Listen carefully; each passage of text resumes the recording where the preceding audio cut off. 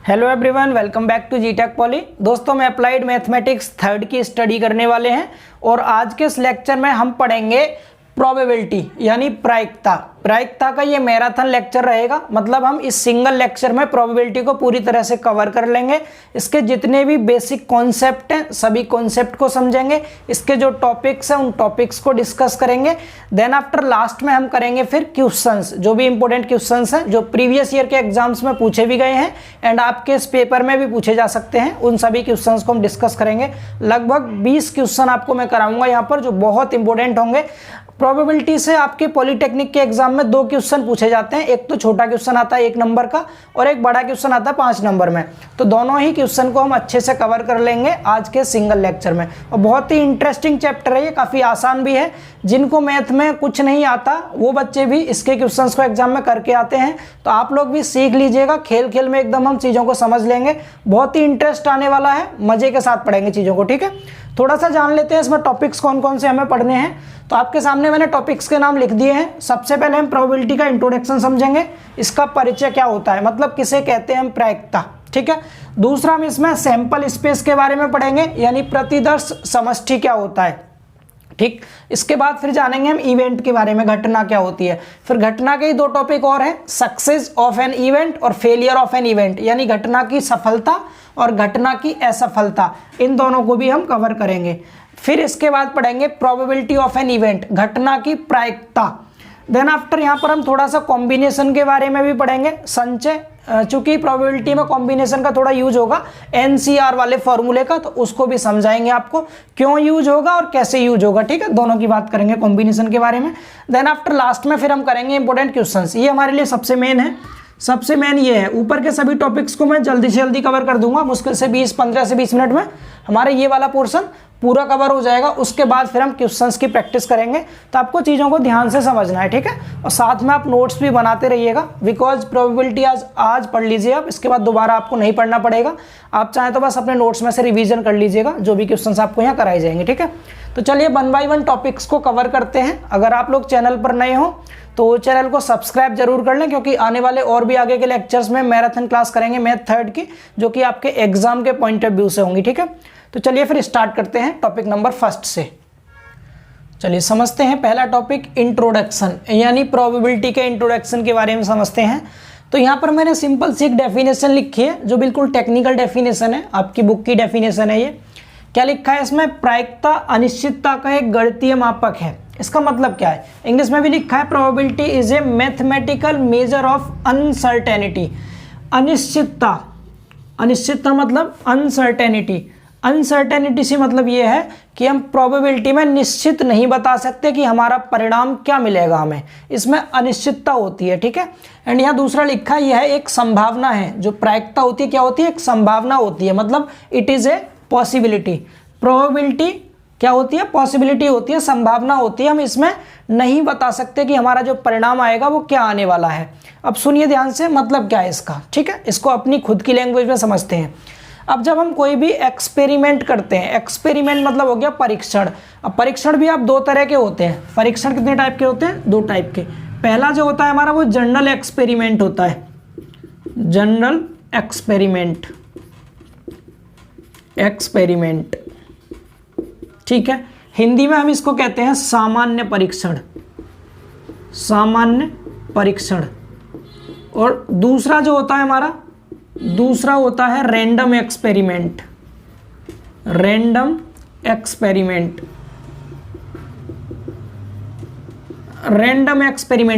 का हिंदी होता है यादृच्छिक परीक्षण। ये शब्द आपको देखने को मिलेगा प्रायिकता के क्वेश्चनों में। ठीक है, रैंडम एक्सपेरिमेंट। अब यहाँ पर जनरल एक्सपेरिमेंट क्या होता है, रैंडम एक्सपेरिमेंट क्या होता है, दोनों को समझेंगे ध्यान से। देखिए, जब भी आप कोई भी परीक्षण करें और उस परीक्षण में आपको चाहे जितनी बार करें आप उसका परीक्षण, अगर आपको रिजल्ट सेम मिलते हैं तो वो होता है आपका जनरल एक्सपेरिमेंट। यानी कि जिसमें क्या होता है, सेम रिजल्ट हमें ऑब्टेन होते हैं, सेम रिजल्ट, इसमें हमें सेम रिजल्ट्स मिलते हैं, यानी समान परिणाम मिलेंगे हमें इसमें। अब इसका एग्जांपल समझिए कैसे सर। तो जैसे अगर आप एक गिलास में पानी ले लीजिए सपोज, उस पानी में आप 1-2 चम्मच चीनी डाल के उसको घोल दीजिए। जब आप पानी में चीनी घोलेंगे तो आपको रिजल्ट क्या मिलेगा, पानी मीठा हो जाएगा। ठीक है, अब आप इसको एक बार करें एक्सपेरिमेंट को, चाहे 10 बार कर लीजिए आप बार बार। ठीक है, दोबारा से फिर पानी लीजिए, फिर चीनी घोलिए, फिर भी पानी मीठा ही होगा। तो इसमें क्या हो रहा है, रिजल्ट हमारा सेम मिल रहा है। तो ये एक सामान्य परीक्षण हो गया, जनरल एक्सपेरिमेंट हो गया। दूसरा होगा हमारा रैंडम एक्सपेरिमेंट। रैंडम एक्सपेरिमेंट क्या होता है, देखिए जनरल एक्सपेरिमेंट में तो हमारा जो रिजल्ट है वो निश्चित है, तो यहाँ तो प्रोबेबिलिटी हमारी काम नहीं करेगी, क्योंकि यहाँ पर जो हमारा परिणाम है वो निश्चित हो गया, फिक्स हो गया कि पानी हमेशा मीठा ही होगा जब हम उसमें चीनी डालेंगे। तो ठीक है, तो इसमें प्रोबेबिलिटी का कोई कॉन्सेप्ट नहीं है। अब रैंडम एक्सपेरिमेंट जो होते हैं ना, उसमें प्रोबेबिलिटी होती है।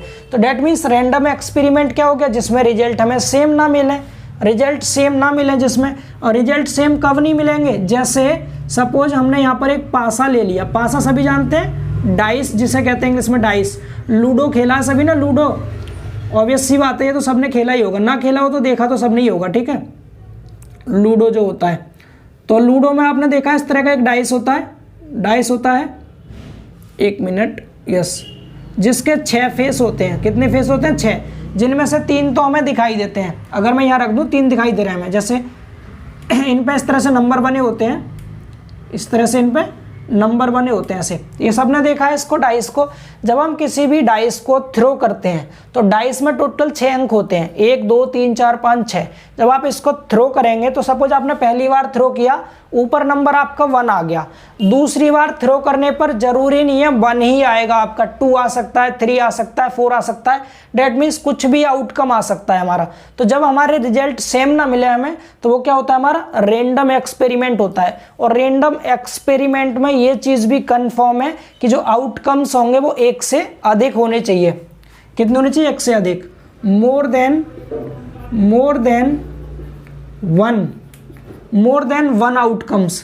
आउटकम्स मतलब हो गया रिजल्ट जो मिल रहा है आपको, परिणाम जो मिल रहे हैं। ठीक है, 1 से अधिक, 1 से अधिक परिणाम, अधिक परिणाम। ये थोड़ा सा कॉन्सेप्ट है, अगर आपको ये एक बार क्लियर हो गया ना, फिर क्वेश्चन बहुत आसान लगेंगे।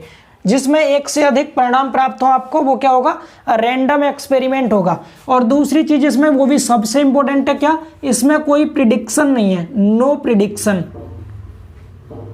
No prediction, PREDICTION, prediction. No prediction से मतलब क्या, प्रिडिक्शन मतलब होता है हिंदी में आप कह सकते हैं जैसे लाइक डेट, भविष्यवाणी बोल सकते हैं आप इसको हिंदी में, भविष्यवाणी।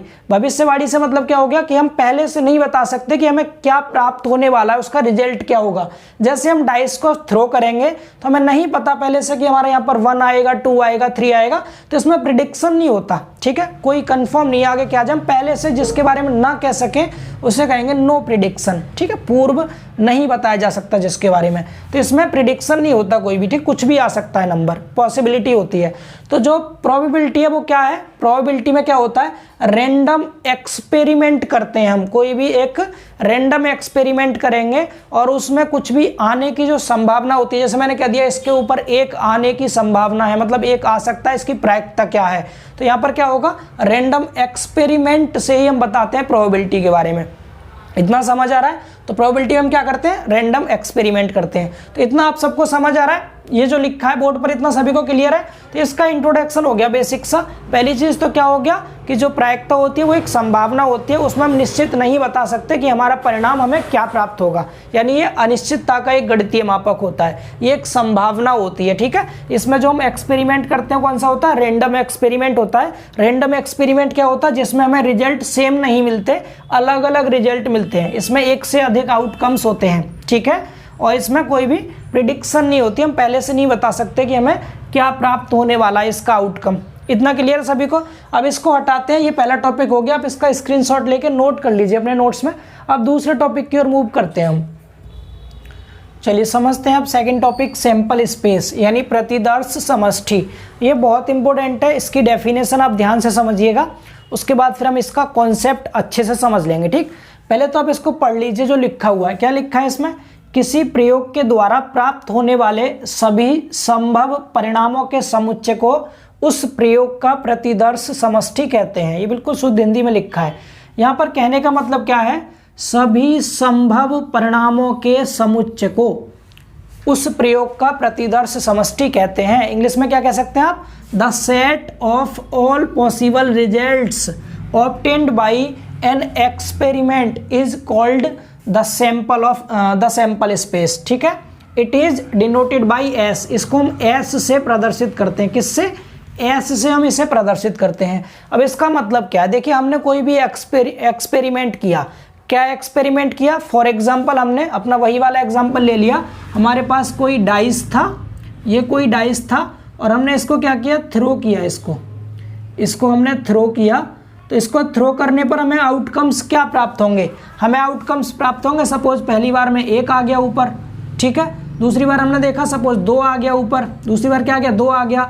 हमने एक बार और थ्रो किया, मान लिया 3 आ गया ऊपर, और थ्रो किया 4 आ गया, 5 आ गया, 6। क्या इन 6 के अलावा कुछ और आ सकता है? जो इस डाइस में नंबर होते हैं 1 2 3 4 5 6, यही तो आएंगे, इसके अलावा तो कुछ और आएगा नहीं इसके ऊपर। तो जो हमें रिजल्ट ये प्राप्त होते हैं, इन सभी रिजल्ट का एक सेट बना लेते हैं। सेट मतलब समुच्चय। तो सेट का जो समुच्चय बनाने का जो तरीका होता है, हम इनको करली ब्रैकेट में लिख देंगे इस तरह से, है ना। करली ब्रैकेट में मतलब मझला कोष्टक में रख देंगे, तो एक समुच्चय बन गया। तो ये जो समुच्चय बन गया, जितने भी हमारे आउटकम्स हमें प्राप्त हुए थे, जितने भी रिजल्ट हमें प्राप्त हुए थे, उनका समुच्चय बनाने पर हमें क्या प्राप्त होता है? हमें सैंपल स्पेस प्राप्त हो जाता है। इतना बताइए, क्लियर है सभी को?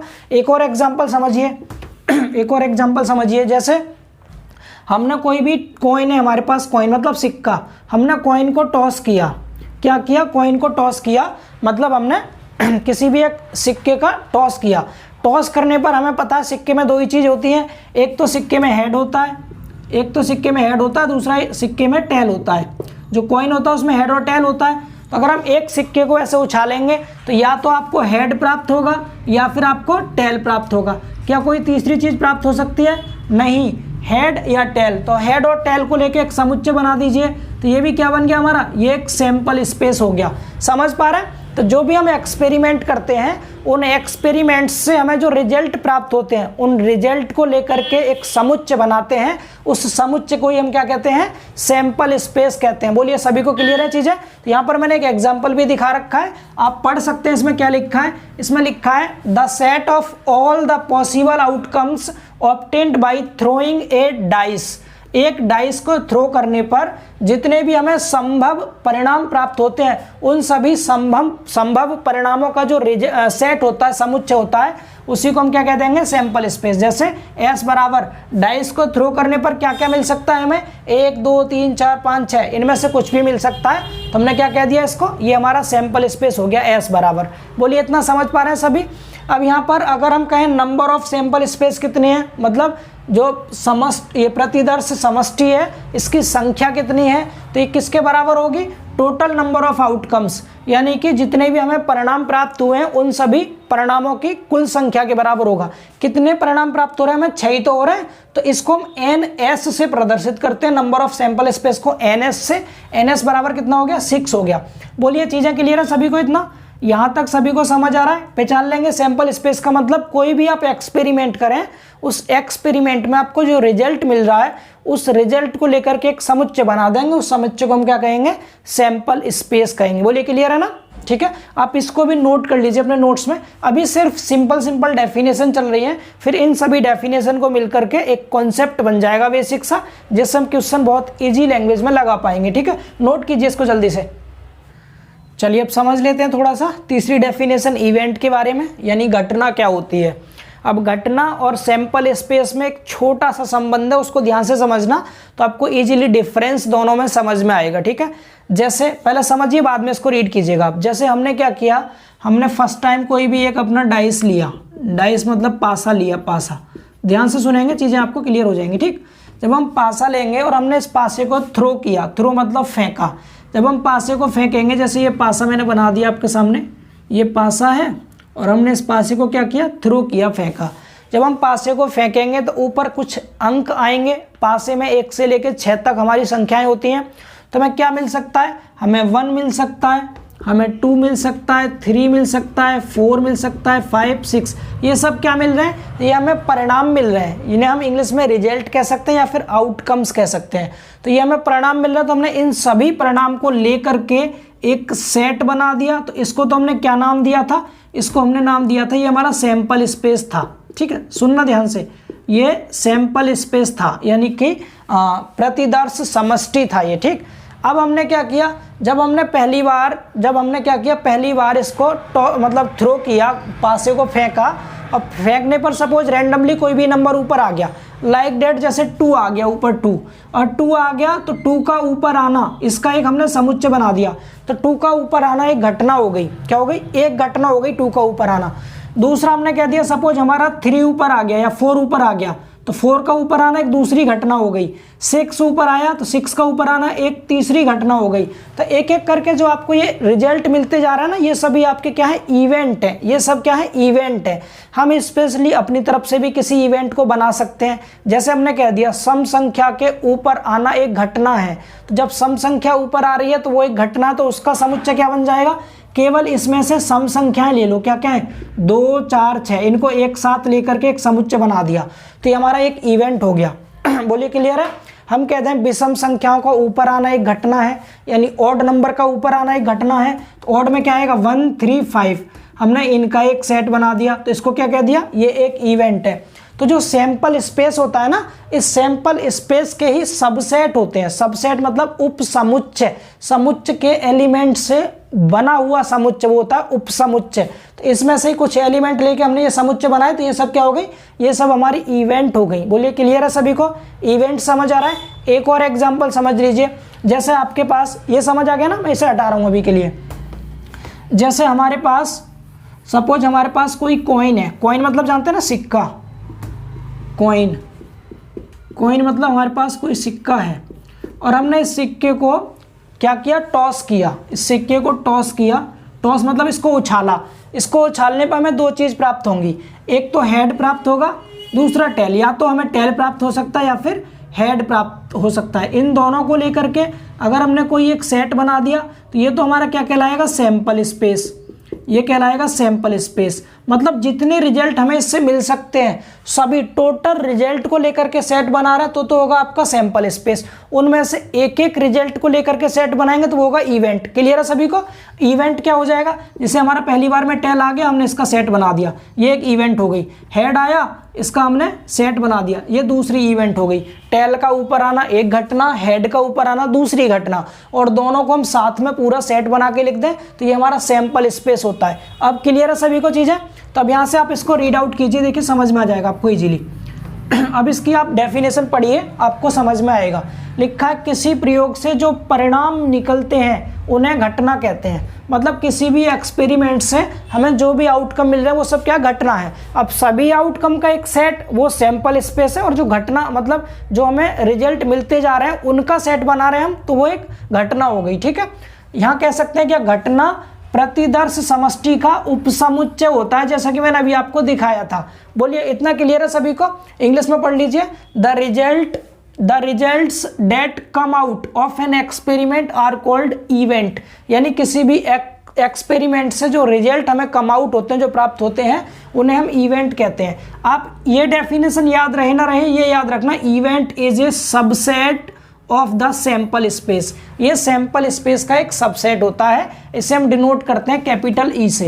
It is denoted by capital E, मतलब इसे कैपिटल ई से प्रदर्शित किया जाता है। एग्जाम्पल देख लीजिए, मैंने एक छोटा सा एग्जाम्पल लिखा है। When a coin is tossed, जब हम एक कॉइन मतलब सिक्का उछालते हैं, तो सिक्का उछालने पर head coming up is one event, मतलब हेड का ऊपर आना एक घटना है। And tail coming up is another event, tail का ऊपर आना एक दूसरी घटना है। तो दोनों घटनाएं अलग अलग हो गई हैं, दोनों को साथ में लिख देंगे टोटल आउटकम्स, तो वो आपका सैंपल स्पेस हो जाएगा। अलग अलग लिखा तो ये एक इवेंट बन गया। क्लियर है। अब मैं बात करूं इस पहले इवेंट में नंबर ऑफ इवेंट कितना है। यहां पर मैं आपसे कहूं number of event, number of event को हम एन ई से दर्शाते हैं, एन ई से। अभी हम पहले इवेंट में बता रहे हैं तो एन ई वन कह सकते हैं आप। एन ई वन में कितने हैं, एक ही तो आउटकम मिला है हमें, सिर्फ एक आउटकम मिला है, हेड। दूसरे में बात करूं मैं, इसमें नंबर ऑफ इवेंट कितना है, नंबर ऑफ इवेंट, इसमें नंबर ऑफ इवेंट कितना है, इसको हम एन ई टू कह सकते हैं। दूसरा इवेंट है, दूसरे इवेंट में कितने आउटकम हमें मिल रहे हैं, इसमें हमें कितने मिल रहे हैं, ओनली नंबर ऑफ आउटकम लिख लीजिए यहाँ पर, या नंबर ऑफ इवेंट कह सकते हैं आप। एक्चुअल में नंबर ऑफ आउटकम होना चाहिए, नंबर ऑफ आउटकम नीचे लिख देते हैं, जगह नहीं है, ठीक है। इसके लिए लिख रहा हूं मैं पहले, इसके लिए नंबर ऑफ आउटकम,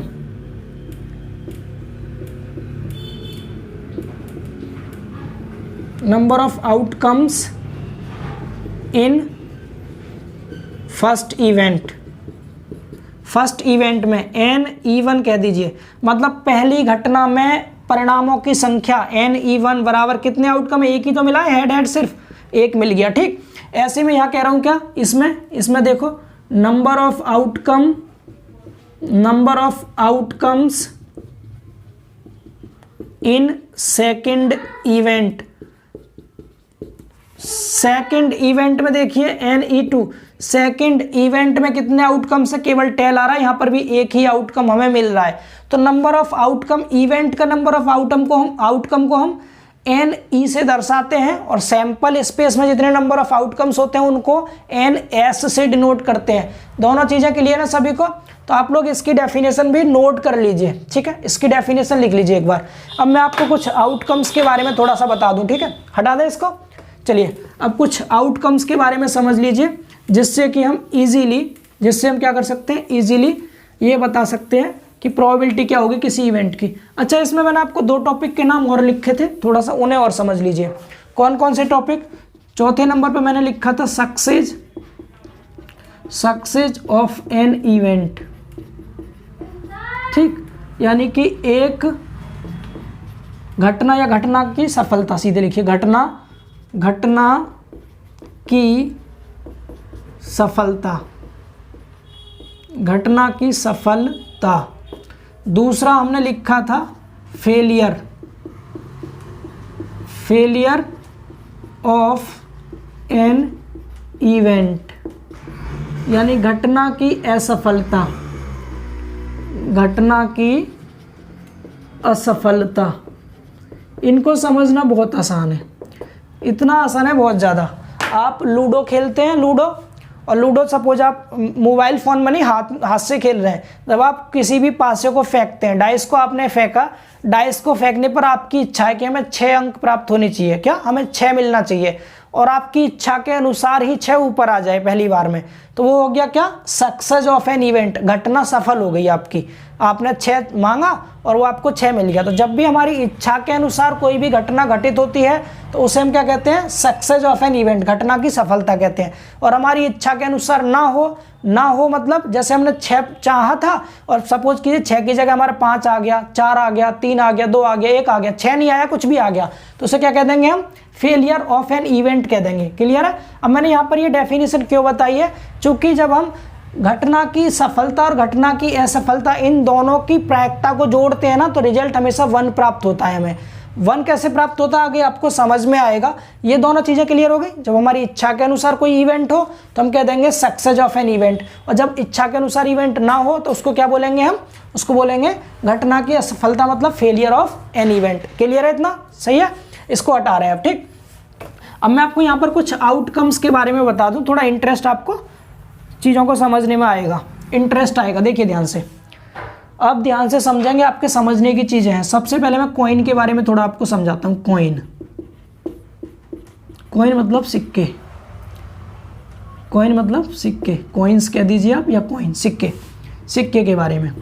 अब सिक्के में क्या होता है, सिक्के में सिर्फ 2 रिजल्ट मिलते हैं हमें, या तो हमें हेड मिलेगा, सुनिएगा ध्यान से, हेड जिसे हम H से दर्शाएंगे, दूसरा टेल होता है, TAIL, टेल। समझना, अब इंटरेस्ट आने वाला है आपको, ठीक है। टेल कैपिटल T से इसको डिनोट करेंगे, ठीक। अब यहाँ पर हमें कोई भी सिक्का उछालना है, ठीक। अब यहाँ क्वेश्चन किस तरह से देगा, आपको कहेगा 1 सिक्का उछाला गया, या कहेगा 2 सिक्के एक साथ उछाले गए, या 3 सिक्के एक साथ उछाले गए, या इसका विपरीत दूसरे तरीके से इसी को कैसे कह देगा, 1 सिक्के को 2 बार उछाला गया, 1 सिक्के को 3 बार उछाला गया। तो आपको जो आउटकम्स मिलेंगे वो कितने होंगे। तो सिक्के के केस में जो हम नंबर ऑफ आउटकम्स निकालते हैं बेटा, नंबर ऑफ आउटकम्स, ध्यान से सुनेंगे, नंबर ऑफ आउटकम्स यानी कि परिणामों की संख्या, परिणामों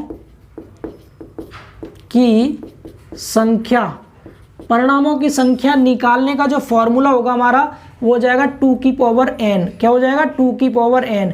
n यहाँ पर क्या है, एन यहाँ पर होता है, आपने एक सिक्का उछाला तो एन की जगह 1 लिखेंगे, 2 सिक्का उछाला तो एन की जगह 2 लिखेंगे, 3 सिक्के एक साथ उछाले तो इसकी जगह 3 लिखेंगे, या फिर एक सिक्के को 2 बार उछाला तब एन की जगह 2 आएगा, एक सिक्के को 3 बार उछाला तब भी एन की जगह 3 आएगा। ठीक है, एक एक करके सुनना ध्यान से। जैसे यहाँ पर हमने पहला लिख दिया मैंने कि एक सिक्का उछाला गया, एक सिक्का उछालने पर, इंग्लिश में कह सकते हैं आप क्या, 1 कॉइन टॉस्ड, 1 कॉइन टॉस्ड। हमने एक कॉइन का टॉस किया, एक कॉइन का टॉस करने पर कितने आउटकम्स हमें प्राप्त होंगे, टोटल आउटकम्स बताइए कितने प्राप्त होंगे। टोटल आउटकम को हम सैंपल स्पेस कहते हैं ना, नंबर ऑफ सैंपल स्पेस बता दीजिए इसमें कितने प्राप्त होंगे आपको। तो नंबर ऑफ सैंपल स्पेस आपके सिर्फ 2 प्राप्त होंगे। 2 क्या प्राप्त होंगे, यहाँ पर आप रख के देख लीजिए एन की जगह कितना, एक सिक्का उछालने पर, तो यहाँ पर आप 1 रखेंगे तो 2 की पावर 1 बराबर 2 आएगा। अब ये 2 क्या आएगा, ये सुन लीजिए जरा, या तो आपका हेड आ सकता है या टेल आ सकता है, तो यही तो होंगे, सिर्फ 2 आउटकम हमें प्राप्त हो रहे हैं। इतना समझ आया। आगे देखिए, 2 सिक्के एक साथ, 2 सिक्के एक साथ उछालने पर, 2 सिक्के एक साथ उछालने पर, या एक सिक्का 2 बार उछालने पर, एक सिक्का 2 बार उछालने पर, उछालने पर इंग्लिश वाले बच्चे टॉस बोल सकते हैं इंग्लिश में। ठीक है, उछालने पर मतलब क्या हो गया, आप 2 कॉइन्स को टॉस कर रहे हैं, 2 कॉइन्स टॉस कर रहे हैं आप एक साथ। ठीक है, एक साथ को इंग्लिश में साइमल्टेनियसली कहते हैं, साइमल्टेनियसली। ठीक है, 2 सिक्के एक साथ उछालने पर या फिर एक सिक्का 2 बार उछालने पर, दोनों का मतलब सेम ही होता है। तो इस केस में आपको नंबर ऑफ सैंपल स्पेस कितने मिलेंगे बेटा, नंबर ऑफ सैंपल स्पेस जो होता है ना, ये टोटल आउटकम्स होते हैं, टोटल आउटकम्स। तो अब क्या करेंगे, 2 की पावर 2, क्योंकि एन की जगह 2 रखेंगे, 4 आउटकम्स मिलेंगे। अब कहेंगे सर 4 कैसे मिलेंगे, ध्यान से सुनिए। देखिए, सपोज आपने 2 सिक्के एक साथ उछाले हैं, तो सपोज कीजिए दोनों सिक्कों पर क्या हेड हेड आ गया पहली बार में, हेड हेड, या फिर दोनों सिक्कों पर टेल टेल आ गया, या पहले पे हेड आया दूसरे पे टेल आया, या फिर पहले पे टेल आया दूसरे पे हेड आया। क्या इसके जगह पर कुछ और हो सकता है आपको प्राप्त, केवल यही तो प्राप्त होंगे 4, ये 4 ही तो प्राप्त होंगे। तो बार बार हम ऐसे कितने बना के देखेंगे, मैं कह दूं सपोज 4 सिक्के हम एक साथ उछाल रहे हैं, तो 4 का सेट बना के थोड़ी ना देखेंगे, हम डायरेक्ट क्या करेंगे, 2 की पावर n फॉर्मूले से इजीली बता देंगे। मैंने कहा 4 सिक्के, आप कितने सिक्के बेटा, 4 सिक्के आप एक साथ उछाल रहे हैं, 4 सिक्के, तो 4 सिक्के उछालने पर मुझे ns की वैल्यू बता सकते हैं, यस सर, 2 की पावर 4 इक्वल टू 16 मिल गया। क्लियर है ना। तो आप इसके इस तरह से सेट की फॉर्म में भी बना के लिख सकते हैं। बोलिए, ये समझ में आ रहा सिक्के के बारे में, सभी को चीज़ें क्लियर है भाई, बोलिए सभी को चीज़ें क्लियर हैं। ये लैंग्वेज थोड़ा ध्यान रखना, 2 सिक्के एक साथ उछालने पर या एक सिक्का 2 बार उछालने पर, ऐसे ही कह सकते हैं 3 सिक्के एक साथ उछालने पर या एक सिक्का 3 बार उछालने पर, दोनों की लैंग्वेज बिल्कुल सेम है। ठीक है, क्या कह सकते हैं ना, समझ गए ना, 2 कॉइन्स टॉस्ड साइमल्टेनियसली, इंग्लिश वाले बच्चे बोलेंगे इस तरह से। ठीक है, मैं इसको हटा रहा हूँ, कॉइन के बारे में इतना ही। अब चलते हैं थोड़ा सा डाइस के बारे में, हटा दें कॉइन को। चलिए नोट कर लीजिएगा, बहुत इंपॉर्टेंट चीज़ है ये सब। कॉन्सेप्ट एक बार क्लियर हो जाए, क्वेश्चन तो फिर आप चुटकियों में कर देंगे सॉल्व। ठीक है, ये चीज़ें बाद में परेशान करती हैं बहुत ज़्यादा। अब 4 सिक्के अगर आपसे कहते तो बार बार बना के देखते, लो सर 4 बार हेड आ गया, लो सर फिर एक बार हेड आया, एक बार टेल आया, बाकी 3 बार हेड आ गया, फिर और लो सर 2 बार टेल आया, 2 बार हेड आया। अब ऐसे 16 बार आप बनाएंगे तो बहुत टाइम वेस्ट होगा। डायरेक्ट 2 की पावर n, ठीक है, n की जगह पुट कर देना वैल्यू, इजीली आप निकाल देंगे। ठीक है, चलिए कॉइन के बाद दूसरा देखते हैं हम डाइस, पासे के बारे में। और पासे के बाद फिर आपकी फेवरेट चीज़ आएगी, क्या समझ गए होंगे। ठीक है, हाँ वॉइस तो सभी समझ गए होंगे किसकी बात करने वाले हैं हम, कोई बात नहीं, अभी आ जाएगा आपके सामने तीसरे नंबर पे। दूसरा देख लीजिए, पासा। पासा मतलब डाइस। अच्छा हिंदी इंग्लिश में क्लियर है ना सभी को, कोई दिक्कत नहीं। ठीक है, पासा मतलब डाइस। डाइस सभी जानते हैं डाइस के बारे में, डायग्राम भी आपको छोटा सा बना देते हैं, जो ना जानते हैं वो भी समझ जाएंगे। लूडो से याद रखना आप, लूडो जो खेलते हैं ना, लूडो में जो रहता है पासा होता है वो, लूडो की जो बड़ी सी वो होती है, घन जैसा होता है क्यूब, इस तरह का होता है। ठीक है, इनके फेस पे कुछ भी बना दो नंबर, सपोज कुछ भी हो सकता है, 3 दिखाई देंगे, 3 दिखाई नहीं देंगे सामने से, जैसे ये बना दिया हमने, देखा होगा आप सबने, इससे परिचित है अच्छे से पासा। अब जब हम पासे को थ्रो करते हैं, ठीक है, पासे को हम फेंकते हैं, तो यहाँ पर लिख लीजिए आप क्या, एक पासा उछालने पर। ये तो पासा हो गया, तो यहाँ लिख देंगे क्या, पासे में नंबर होते हैं, मैं लिख दे रहा हूँ नंबर, यहाँ पर नंबर होते हैं क्या, क्या 1 होता है, 2 होता है, 3 होता है, 4 5 6, यही सब नंबर तो होते हैं। तो एक पासा फेंकने पर, एक पासा जब हम फेंकते हैं, लिख दीजिए यहाँ पर 1 डाइस थ्रो या थ्रोइंग, THROWING, 1 डाइस थ्रोइंग। जब हम एक डाइस को थ्रो कर रहे हैं तो इस केस में हमें आउटकम्स क्या मिलेंगे, नंबर ऑफ सैंपल स्पेस कह दीजिए आप, या टोटल आउटकम्स NS की वैल्यू बता दीजिए कितना मिलेगा। तो बेटा इसके केस में जो फॉर्मूला लगाएंगे आप, NS का फॉर्मूला मैं यहाँ लिख दूँ, NS का फॉर्मूला या नंबर ऑफ आउटकम्स लिख दीजिए आप, लैंग्वेज में लिख दीजिए total number of outcomes, total number of outcomes NS का फॉर्मूला रहेगा 2 की पावर n, ठीक है, क्या रहेगा 2 की पावर नहीं सॉरी 6 की पावर n, कॉइन में रहता है 2 की पावर n, तो 6 की पावर n, यहाँ n की जगह क्या लिखेंगे, एक पासा उछाला गया है तो n की जगह 1 लिखेंगे, 2 पासे उछाले गए तो n की जगह 2 लिखेंगे, एक पासे को 2 बार उछाला गया तो n की जगह 2 लिखेंगे, 2 पासे को एक साथ उछाला गया तब भी n की जगह 2 लिखेंगे, ठीक है। तो यहाँ पर हमने क्या किया, एक पासा उछाला है, एक पासा फेंका, सॉरी थ्रो किया है, तो एक पासा फेंकने पर 6 की पावर 1 मतलब 6 आएंगे। 6 कौन कौन से होंगे आप दिखा सकते हैं, इनका सेट बना के 1 आ सकता है, 2 आ सकता है, 3 4 5 6, कुछ भी आ सकता है इनमें से, 5 6। अब समझ आ रहा होगा, अब इंटरेस्ट आने लगा होगा धीरे धीरे, ठीक है। अब यहाँ से हमारा कॉन्सेप्ट शुरू हो गया है। इसके बाद दूसरी चीज़ मैंने कहा क्या, 2 पासे एक साथ फेंकने पर, 2 पासे एक साथ फेंकने पर, या दूसरी लैंग्वेज में क्या कह सकते हैं आप, एक पासा 2 बार फेंकने पर, एक पासा 2 बार फेंकने पर, 2 बार फेंकने पर।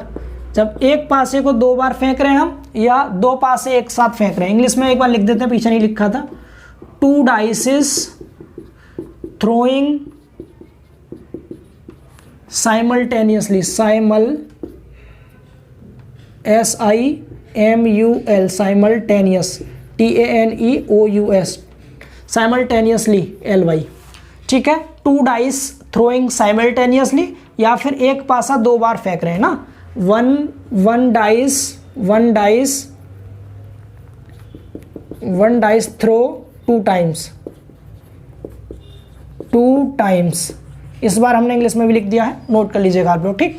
इस केस में कितना आएंगे, NS की वैल्यू बता दीजिए बेटा, NS की वैल्यू, NS बराबर 6 की पावर n होता है ना, तो 6 की पावर 2 आएगा, 6 की पावर 2 का मतलब 36 आउटकम्स आपको मिलेंगे। अब 36 आउटकम्स आपको बना के दिखाएं क्या, ठीक है, 1-2 आपको बता दे रहे, देखिए कैसे मिलेंगे। सपोज पहली बार में 1 1 मिल गया, क्या मिल गया 1,1, दूसरी बार में 1,2 मिला, तीसरी बार में 1,3 मिला, चौथी बार में बेटा 1 और 4 आ रहा है, फिर 1 और 5 आया, फिर 1 और 6 आया, ये 6 ये हो गए। इसके बाद फिर शुरू हो जाइए, 2 और 1 आ सकता है, 2 और 2 आ सकता है, ऐसे करके फिर आपका यहाँ 3 1 3 2, इस तरह कितने आ जाएंगे बेटा, टोटल आपके 36 आ जाएंगे। चीज़ें समझ आ रही सभी को, क्लियर है चीज़ें। आपको यहाँ फिर 3 3 मिलेगा, 3 4 3 5 3 6, देन आफ्टर 3 1 3 2 3 3 3 4, ऐसे फिर 4 1 4 2 4 5 1 5। समझ पा रहे हैं ना सभी, बोलिए क्लियर है चीज़ें। कितने आएंगे, 36 आउटकम्स आपको प्राप्त होंगे। तो ये फॉर्मूला हमारा कौन सा हो गया, डाइस के लिए, याद हो जाएगा सभी को। अब आते हैं कार्ड्स की तरफ, ठीक है, कार्ड्स की तरफ। अब कार्ड के बारे में बॉयज़ को तो पता होगा इनके नाम, चलिए अब गर्ल्स हम बता देंगे, आप लोग समझ लीजिएगा, ठीक है। हो सकता है कुछ गर्ल्स को भी पता होगा, नहीं पता तो जितना हमें पता उतना तो कोशिश ही करेंगे बताने की आप सबको। हालांकि हमने लिख तो लिए थे पहले से नाम, फिर भी बता देते हैं। तीसरा लिख लो आप, ताश के पत्ते, ताश के पत्ते, इंग्लिश में क्या बोलते हैं इनको, डेक ऑफ कार्ड्स, या डेक कार्ड्स कह दीजिए, डेक ऑफ कार्ड्स। चलिए शुरू करें? ठीक है, बहुत पहले पता था, भूल गए, फिर भी याद है सब कुछ। ठीक, सबसे पहली चीज़ ध्यान से सुनेंगे, ताश के टोटल पत्ते कितने होते हैं? टोटल कितने होते हैं डियर?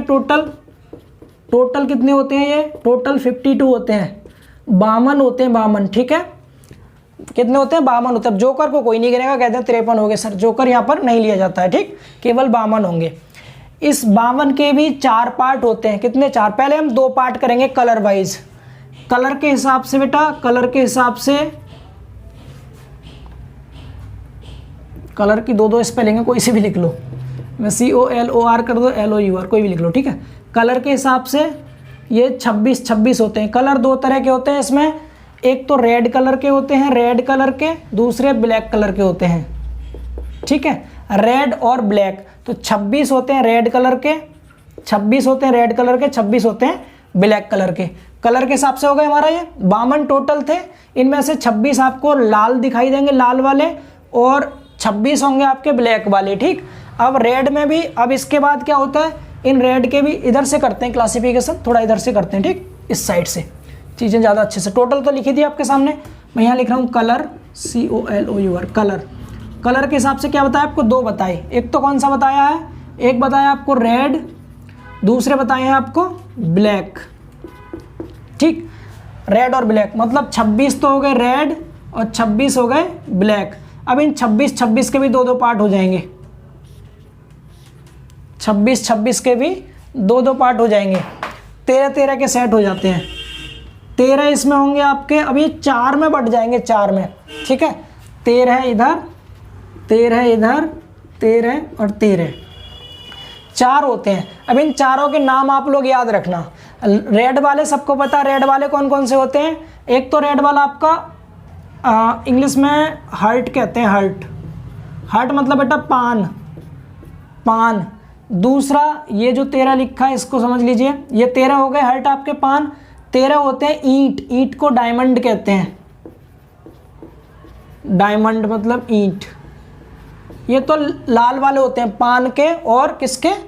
ईंट वाले होते हैं 13। ठीक, इसके बाद ये जो ब्लैक वाले होंगे, ब्लैक में 2 होते हैं। एक तो आपका इसमें हुकुम होता है, हुकुम जानते हैं ना सभी, इंग्लिश में कहते हैं इसको हम स्पेड बोलते हैं। यस, हाँ, स्पेड। ब्लैक वाले में 2 आते हैं, एक तो स्पेड्स होते हैं, स्पेड को हिंदी में हुकुम कहते हैं, हुकुम। दूसरा होता है हमारा इसमें चिड़ी को इंग्लिश में क्या बोलते हैं? चिड़ी को इंग्लिश में हम कहते हैं यहाँ पर क्लव, CLUB, क्लब मतलब चिड़ी। ये 4 होते हैं, 4 तरह के आपको पत्ते होते हैं। अब यहाँ डायग्राम आई थिंक पॉसिबल नहीं है, मैं कोशिश करके देख लेता हूँ आपके लिए। हर्ट, ठीक है, कोशिश करके देख लेता हूँ डायग्राम पहचान के लिए। अभी कभी जीवन में हर्ट तो बनाया ही नहीं है, ज़रूरत ही नहीं पड़ी कभी। चलिए भाई, ड्राइंग हमारी थोड़ी सी ICU में है, फिर भी कोशिश कर रहे हैं। ठीक है, ये तो हो गया हर्ट,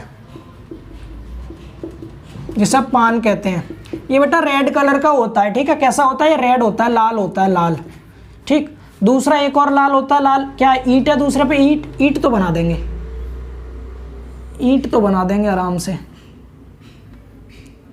इस तरह से होता है, देखे होंगे ताश, वॉइस को समझ आ रहा होगा सब। ईंट मतलब डायमंड, इसको ईंट कह दीजिए। ईंट यहाँ सिविल वाले बच्चे कहीं ब्रिक ना समझ लें इसको, हालांकि सिविल में तो है नहीं, कह रही है ब्रिक अलग होता है, इसका ईंट मतलब डायमंड है। यहाँ ये भी रेड कलर का होता है। ये दोनों तो लाल वाले हो गए। इसके बाद हुकुम कैसे बनाते हैं? पान को उल्टी साइड से बना दीजिए, उल्टी साइड से मतलब इधर से ऐसे करके। कोशिश कर रहे हैं भाई, ठीक है, और कोशिश करने वालों की कभी बोलिए हार नहीं होती, कुछ ना कुछ तो बनेगा ही। चलिए ठीक है, ऐसा कुछ होता है, ऐसा कुछ होता है। यस, समथिंग बन गया है। ठीक, यस, इसको कह देंगे क्या है? ये हुकुम, स्पेड बन गया, स्पेड्स यानी हुकुम। ये ब्लैक कलर का होता है, ब्लैक। माइंड में फिट कर लेना इसको, ठीक है। इससे क्वेश्चन बनेंगे, इसलिए पहले ही बता देना आपको स्टार्टिंग में। एक होता है चिड़ी। चिड़ी का डायग्राम कैसा होता है? चिड़ी का डायग्राम, यस, कोशिश तो करेंगे ही, समथिंग समथिंग, ठीक है, इस तरह का होता है। इसको क्लब बोलते हैं, क्लब। अब कमेंट करके बता दीजिएगा सब कुछ ठीक बनाए हैं? आप लोगों के लिए कोशिश कर लिए। ये भी ब्लैक कलर के होते हैं। डैट मीन्स, आप सुनिए ध्यान से। अच्छा, इनके नाम और सुन लो, ये 13 होते क्या है, इनके नाम और लिख दे नीचे। इनके नाम सुन लीजिए। एक तो आपका इक्का होता है, जो इनमें सबसे बड़ा माना जाता है खेल में। जब आप खेलते हैं ना इसको, ताश खेले होंगे बहुत बच्चे, तो इसमें इक्का सबसे बड़ा होता है। इक्का से छोटा किंग होता है। किंग मतलब राजा, जिसे बादशाह कहते हैं। किंग मतलब बेटा बादशाह होता है, बादशाह।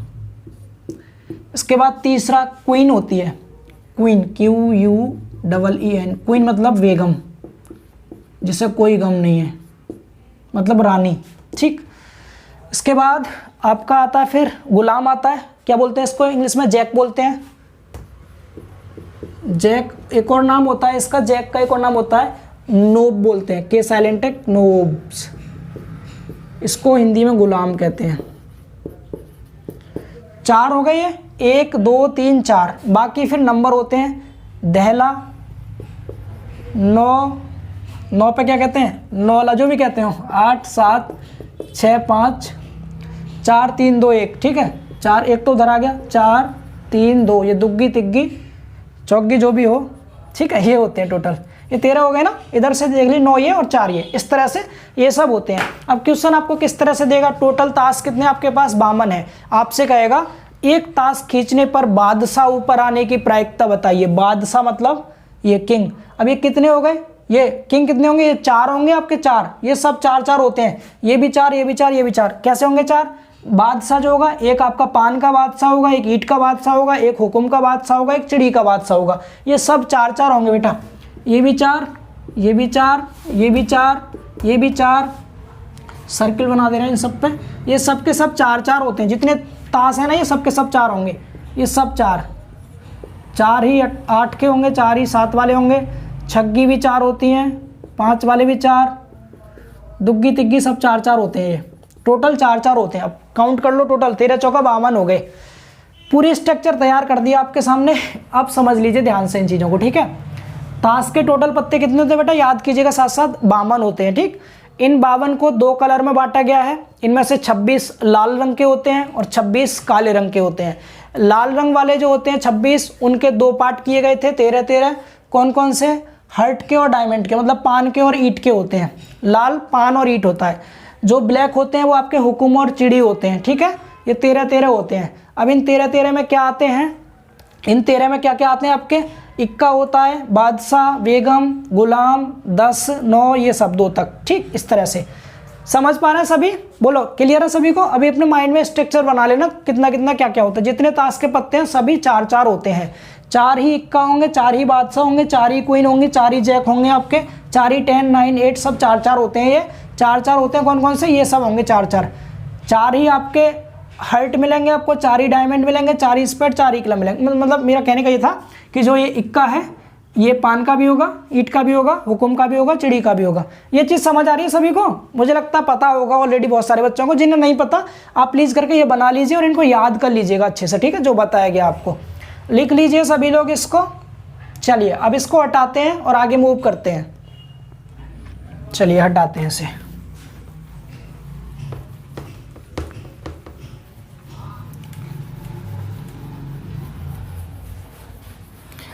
अंत तक जुड़े रहना, आपके क्वेश्चन भी तैयार हो जाएगा, चैप्टर भी पूरा फिनिश हो जाएगा बहुत इंटरेस्ट के साथ, ठीक है। अब आगे चलते हैं। उसके बाद समझेंगे प्रोबेबिलिटी।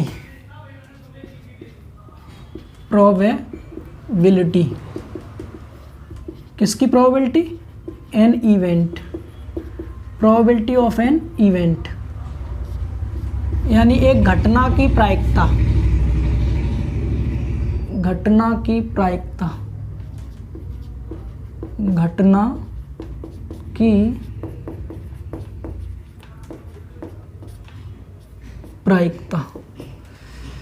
इवेंट, किसी भी इवेंट की प्रोबेबिलिटी क्या होती है? पहली चीज़ तो सिंपल सा formula, probability of an event को हम पी ई से, पी ब्रैकेट में ई लिख करके इससे प्रदर्शित करते हैं, ठीक है, पी ई से। तो यहाँ मैं एक छोटा सा फॉर्मूला लिख रहा हूँ, पी ई बराबर एन ई अपॉन में एन एस। अब ये एन ई और एन एस आप बहुत अच्छे से जान चुके हैं अब तक। एन ई क्या बताया था? कोई भी इवेंट है, उस इवेंट में कितने आउटकम्स हैं, उनकी संख्या। तो यहाँ कह सकता हूँ एन ई हमारा क्या है? एन ई क्या है? Number of outcomes. Number of outcomes, outcomes बेटा परिणाम को बोलते हैं, रिजल्ट जो हमें मिलता है। Number of outcomes in any event, in an event लिख दो, एनी क्या? इन एन इवेंट, यानी किसी घटना में, किसी एक घटना में आउटकम्स मतलब परिणामों की संख्या, ठीक, किसी घटना में परिणामों की संख्या। एन एस क्या है? एन एस क्या होता है? नंबर ऑफ टोटल या total number of outcomes, total number of, N O लिख दिया मैं शॉर्ट में नंबर को, number of outcomes, total number of outcomes, ठीक है, यानी कि कुल परिणामों की संख्या, ये एन एस होता है। कुल परिणाम हमारे क्या होते हैं? सैंपल स्पेस वाले होते हैं ना, मैं लिख दे रहा हूं ब्रैकेट में यहां पर इन सैंपल स्पेस, तो आपको याद रहेगा इससे। सैंपल स्पेस की वजह से तो एस आया, एस फॉर सैंपल स्पेस, ठीक है, ई मतलब इवेंट। ये क्लियर है सभी को? अब हमने बचपन में एक और फॉर्मूला पढ़ा था, उसको भी आपकी समझदारी के लिए थोड़ा सा लिख देते हैं। क्या पढ़ा था आपने? Probability equal to favourable outcomes upon, यानी number of favourable outcomes, number of favourable outcomes, outcomes favourable मतलब हमारे फेवर में जो आएंगे, यानी अनुकूल, अनुकूल परिणामों की संख्या, परिणामों की संख्या अपॉन में नंबर ऑफ नहीं, total number of outcomes, total number of outcomes, Hindi में कुल परिणामों की संख्या, कुल परिणामों की संख्या, कुल परिणामों की संख्या। जैसे अब मैं आपको एक एग्जांपल देता हूं, आप लोग इसका आंसर बता देंगे, खुद ही बता देंगे, देखिए मुझे बताना भी नहीं पड़ेगा। एक पासा फेंकने पर, एक पासा फेंकने पर, फेंकने पर ऊपर, ऊपर पासे के ऊपर, ठीक है, ऊपर सम संख्या आने की प्रायिकता, सम संख्या आने की प्रायिकता बेटा इंग्लिश में लिख लेंगे ना, प्रोबेबिलिटी, प्रोबेबिलिटी किसकी probability? Probability of A dice throwing coming up even number, है ना, इवन नंबर के ऊपर आने की प्रायिकता। तो यहाँ पर अगर मैं बात करूँ, यहाँ पर फॉर्मूला आपको पता है सबको क्या है? पी ई बराबर N E upon N S. तो यहाँ पर एन ई की वैल्यू बता दीजिए। एन ई मतलब इवेंट, इवेंट हमारी क्या है? इवेंट हमारी सम संख्या ऊपर आनी चाहिए। सम संख्या में क्या आता है बेटा? सम संख्या में आपका 2 आता है, 4 आता है, 6 आता है, सिर्फ यही तो आएंगे। पासे में 6 होते हैं, 1 से 6 तक, तो उनमें से हमारा जो इवेंट है उसमें क्या आएंगे? 3 आएंगे। एन ई की वैल्यू 3 हो जाएगी। कौन कौन सी? आप ब्रैकेट में लिख भी सकते हैं ऐसे, करली ब्रैकेट में सेट बना के। 2 आएगा, 4 आएगा और 6 आएगा। मैं शॉर्ट में लिख रहा हूँ इस चीज़ को। अगर मैं बात करूँ एन एस की, तो total number of sample space कितने बनेंगे? 6 बनेंगे। कौन कौन से?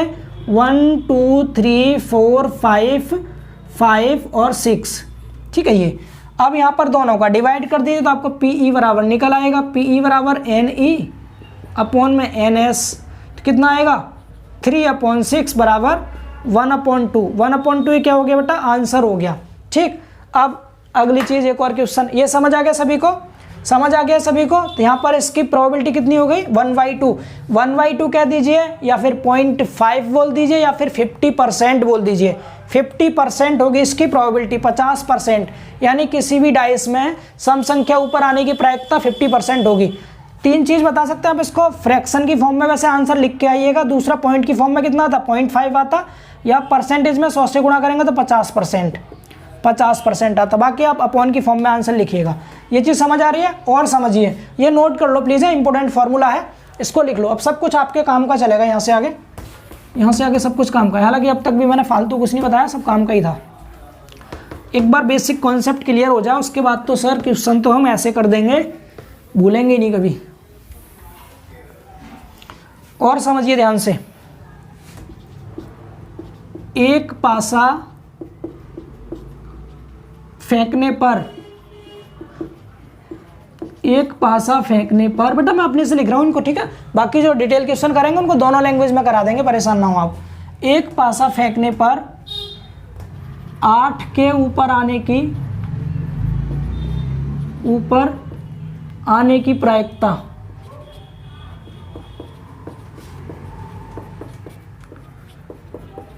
मतलब प्रोबेबिलिटी। अब 8 ऊपर आएगा, इसकी क्या प्रोबेबिलिटी होगी? तो सबसे पहले NS बता दो। NS जब किसी भी डाइस को थ्रो करते हैं तो 6 होता है NS। कौन कौन सा? 1 2 3 4 5 6, ये हो जाएगा हमारा NS, यही तो होगा। बोलिए क्लियर है सभी को? NS बराबर 6, ठीक है, ये वाला। लेकिन मैं बात करूं यहाँ पर NE की, NE तो NE मतलब पासा फेंकेंगे तो 8 ऊपर आ सकता है क्या? 8 तो होता ही नहीं उसमें, तो नहीं आएगा ऊपर। तो यहाँ पर number of outcomes in event कितना हो जाएगा? 0। अगर मैं यहाँ से प्रोबेबिलिटी बताऊँ इसकी, PE प्रोबेबिलिटी कितना हो जाएगा? NE अपॉन में NS, that means 0/6 equal to 0। That means यहाँ पर प्रोबेबिलिटी क्या आ गई? 0 आ गई। तो क्या सर प्रोबेबिलिटी 0 हो सकती है? बिल्कुल हो सकती है। प्रोबेबिलिटी 0 इम्पॉसिबल इवेंट की होती है, जो इवेंट पॉसिबल ना हो, जो घटना संभव नहीं हो, उस घटना की जो प्रोबेबिलिटी होती है कितनी होती है बेटा? 0 होती है। बोलिए क्लियर है सभी को? ये कितनी होती है? 0 होती है। अगला क्वेश्चन देखिए, एक और छोटा सा क्वेश्चन लिख रहे हैं आपके लिए। एक और क्वेश्चन सुन लीजिए। एक पासा बेटा पासा लिख लीजिए, पास लिख गया गलती से। एक पासा फेंकने पर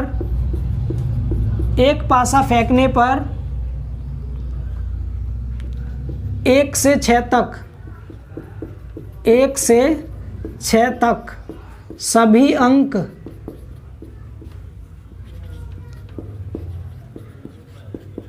प्राप्त होने की प्रायिकता, 1 से 6 तक सभी अंक प्राप्त होने की प्रायिकता क्या होगी? 1 से 6 तक सभी अंक प्राप्त होने की प्रायिकता, देखो यहाँ पर NS की वैल्यू भी बेटा 6 होगी, क्योंकि 1 से 6 तक हमारे यहाँ पर थ्रो करते हैं तो टोटल आउटकम्स 1 से 6 तक आते हैं।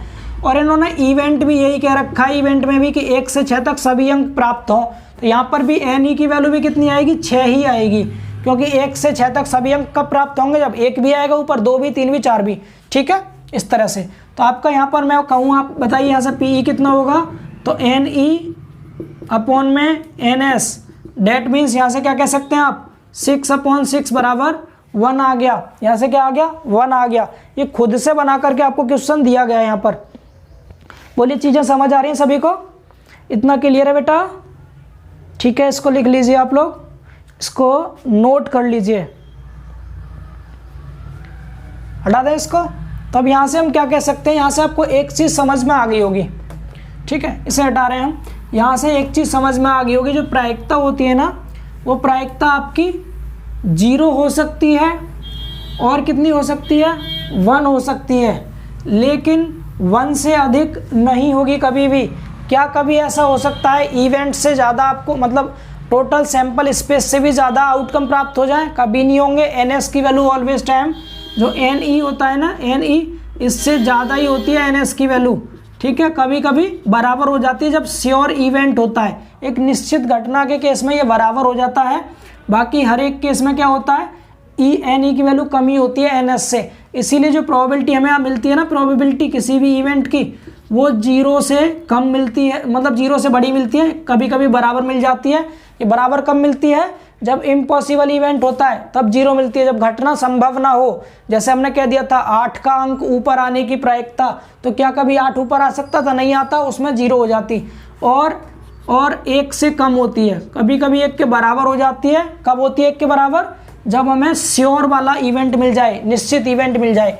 तो ये भी थोड़ा सा आप लोग याद रखिएगा, इसको नोट में याद रखिएगा, ठीक है। इतना हो गया फॉर्मूले तक। अब इसको हटाते हैं, यहाँ पर एक नोट पॉइंट और लिख लो आप, नोट पॉइंट, एक नोट पॉइंट लिख लेंगे सभी लोग। वो नोट पॉइंट क्या लिखेंगे आप, नोट पॉइंट लिख लीजिए, घटना के सफल होने तथा असफल होने की प्रायिकता, घटना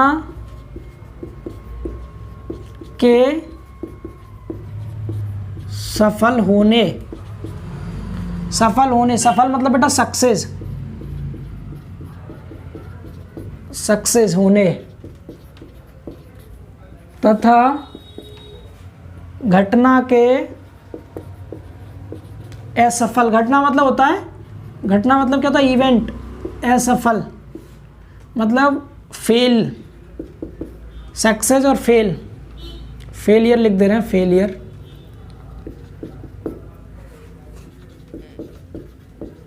होने की प्रायिकता, प्रायिकता मतलब प्रोबेबिलिटी, प्रायिकता, प्रायिकताओं का योग सदैव 1 होता है, सदैव 1 होता है। ये कैसे होता है 1, देखिए ध्यान से सुनिए।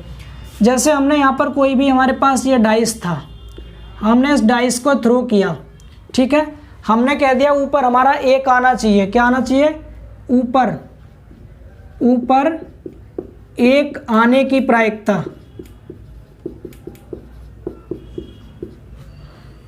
प्रायिकता, ऊपर 1 आने की प्रायिकता बेटा क्या हो जाएगी, तो ऊपर 1 आएगा मतलब यहाँ पर प्रायिकता मिलेगी आपको, इवेंट हो गया 1 आपका, 1 ही तो आएगा आउटकम, 1 लाना है सिर्फ आपको, और नीचे टोटल 6 आएंगे तो 1/6 हो गया।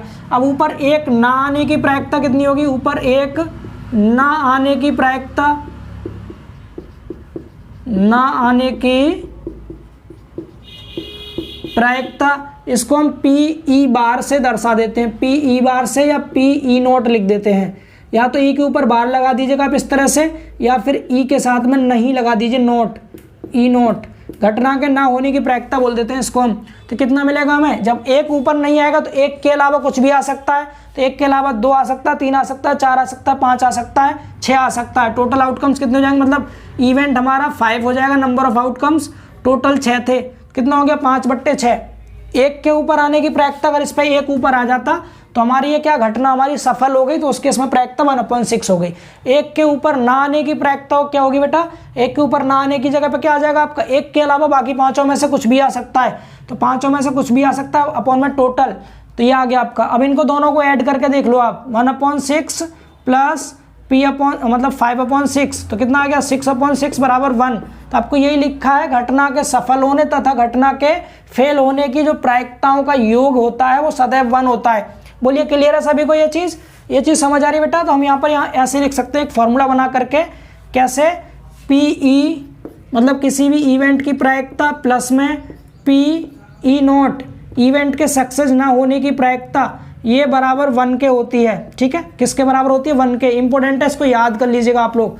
यहाँ से क्या होगा ना, जब हमें कोई भी घटना दे दी जाएगी, उसकी प्रायिकता हमने निकाल दी, उस घटना के सफल ना होने की प्रायिकता निकालनी हो तो आप इसको इस साइड ले जाओ, तो हमें PE नोट मिल जाएगा, मतलब घटना के ना होने की प्रायिकता 1 - PE कर देंगे तो हमें इजीली यहाँ से आंसर मिल जाएगा, ठीक है। किसी घटना के ना होने की प्रायिकता निकालनी हो तो 1 में से घटा के इजीली हम निकाल सकते हैं, ये यहाँ से कॉन्सेप्ट बनता है इसका।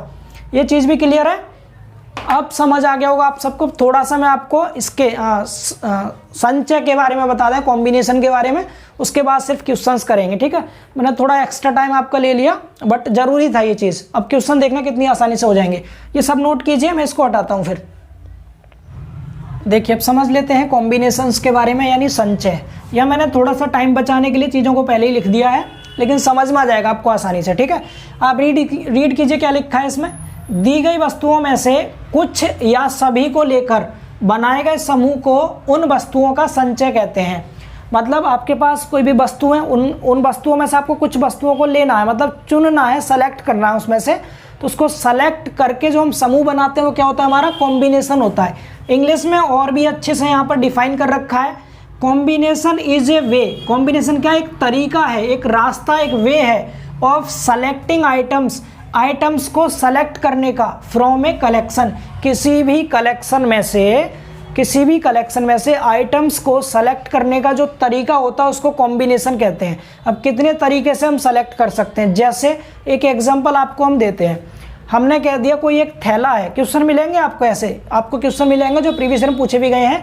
किसी थैले में 8 लाल गेंद हैं, कितनी 8 तो आपके पास रेड बॉल्स हैं, 8 लाल बॉल हैं और 6 आपके पास ब्लैक हैं, काली गेंदें हैं, ब्लैक बॉल्स हैं, ठीक है। 8 लाल बॉल हैं और 6 ब्लैक बॉल हैं। तो इनमें से 2 गेंद को निकालने की प्रायिकता बताओ, कितनी, 2 गेंद को निकालने की प्रायिकता।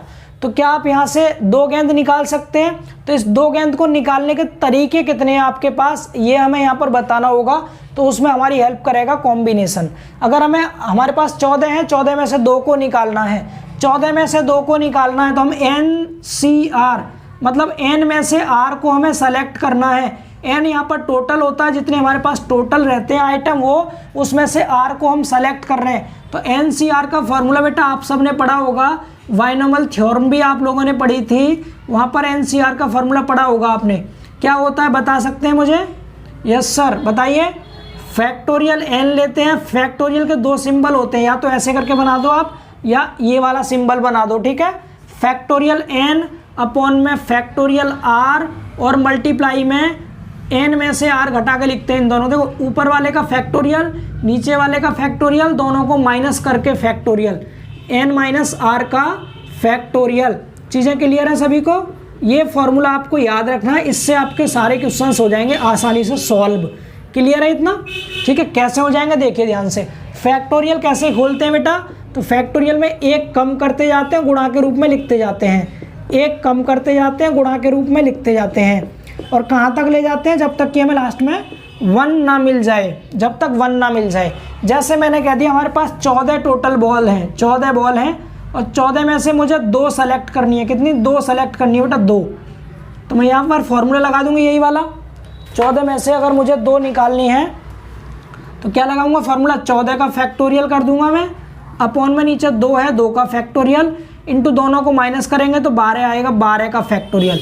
अब यहाँ इसको 1 मत समझ लेना, फैक्टोरियल का सिंबल है, इसीलिए बेटर यही है हम ये वाला साइन यूज कर ले रहे हैं, ठीक है, जिससे कि कोई कैसी भी कन्फ्यूजन ना रहे। ये वाला साइन 14 हो गया, नीचे वाले का फैक्टोरियल, दोनों को माइनस किया, 12 का फैक्टोरियल। इसको सॉल्व कीजिए, क्या बताया? 1 घटाते जाते हैं, ये 14 है, 14 आएगा, 13 आएगा। फैक्टोरियल की एक और ख़ास बात है, अगर आपको कहीं पर रोकना है तो आप रोक दीजिए उसी पर फैक्टोरियल लगा के। हमने 12 तक लिखा, 12 पर रोक दिया फैक्टोरियल लगा के। ऐसा क्यों किया? क्योंकि नीचे हमारे पास फैक्टोरियल था जिससे कट जाएगा ये। तो ये 2 फैक्टोरियल को खोल लो, 2 इसमें से 1 कम किया, 1, ये तो फैक्टोरियल 2 खोल दिया। नीचे फैक्टोरियल 12 था, ये कैंसिल हो गया, क्या बच गया? 2 से 7 बार कट गया, 13 गुणा 7 बच गया, ठीक है।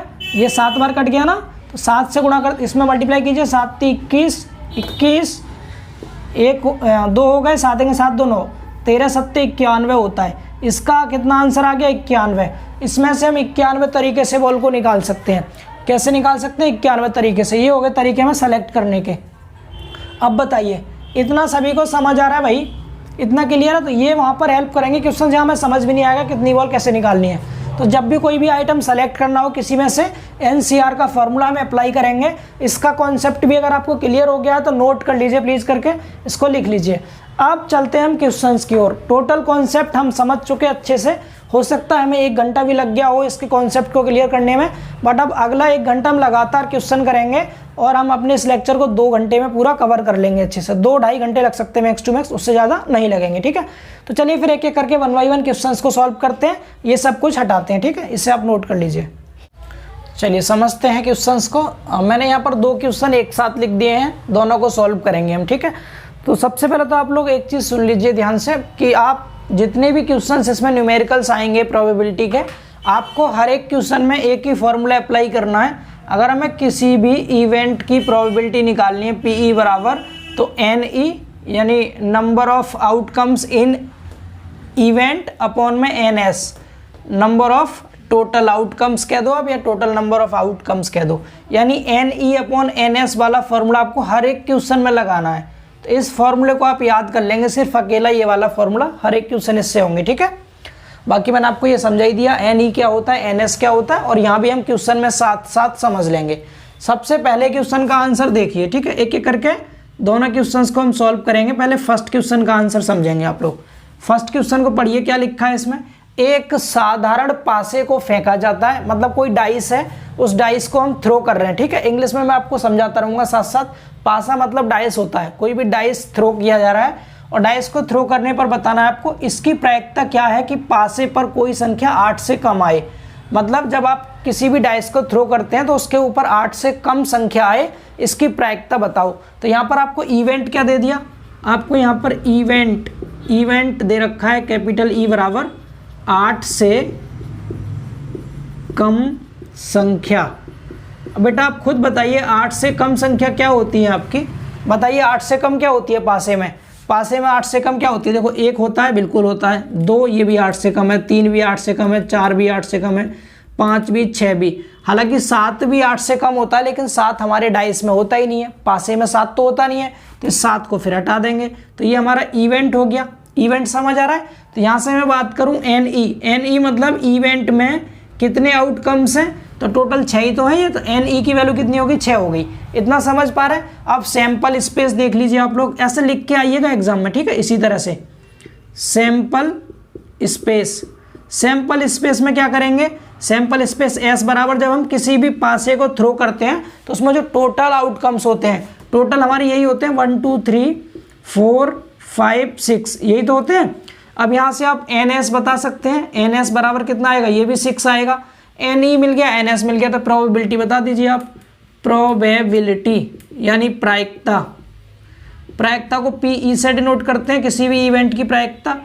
एन ई अपॉन में एन एस, तो एन ई की वैल्यू कितनी है, एन ई की वैल्यू भी 6 है, एन एस की वैल्यू भी 6 है, दोनों कैंसिल आउट हो गए, आंसर आ गया 1।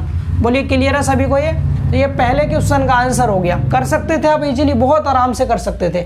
8 से कम मतलब लेस देन 8 दे रखा था, कोई भी नंबर है आपके जो 8 से कम आ रहे हैं इवेंट में।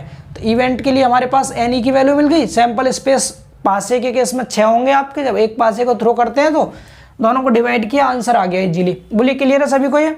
अब मैं इसको हटा रहा हूँ, आप लोगों ने नोट कर लिया होगा ऐसे, ठीक है। ये थोड़ा सा स्टार्टिंग है, अभी सिंपल से लेकर चलेंगे और हाई लेवल तक बढ़ेंगे आगे, ठीक है। आगे समझिए। अब सेकंड क्वेश्चन की ओर मूव करते हैं, सेकंड क्वेश्चन समझेंगे ध्यान से, ठीक है। फर्स्ट वाला हम कर चुके, अब आंसर देखिए सेकंड क्वेश्चन का। सेकंड क्वेश्चन में पढ़िए पहले क्या दिया है, बोला ताश की गड्डी में से एक पत्ता यादृच्छिक रूप से यानी एट रैंडम निकाला जाता है। कितने पत्ते निकाल रहे हैं हम, एक पत्ता निकाल रहे हैं। हमारे पास कोई ताश की गड्डी है, उसमें से सिर्फ हमें एक पत्ता निकालना है, निकाला जाता है। अब कह रहा है निम्न घटनाओं की प्रायिकता ज्ञात कीजिए। सबसे पहली चीज, ताश की गड्डी में कितने पत्ते होते हैं, 52। 52 में से हमें कितना निकालना है, एक निकालना है। तो हम यहाँ पर क्या कह सकते हैं, यहाँ पर हम सैंपल स्पेस बता सकते हैं बेटा, सैंपल स्पेस बता सकते हैं। सैंपल स्पेस में डायरेक्ट एन एस बता रहा हूँ। एन एस कितना होगा, एन एस यहाँ पर 52 होगा, क्योंकि हमें 52 में से एक निकालना है। 52 में से एक निकालने के कितने तरीके होंगे, 52 में से एक निकालना है। 52C1 से आप निकाल सकते हैं फॉर्मूले से आराम से।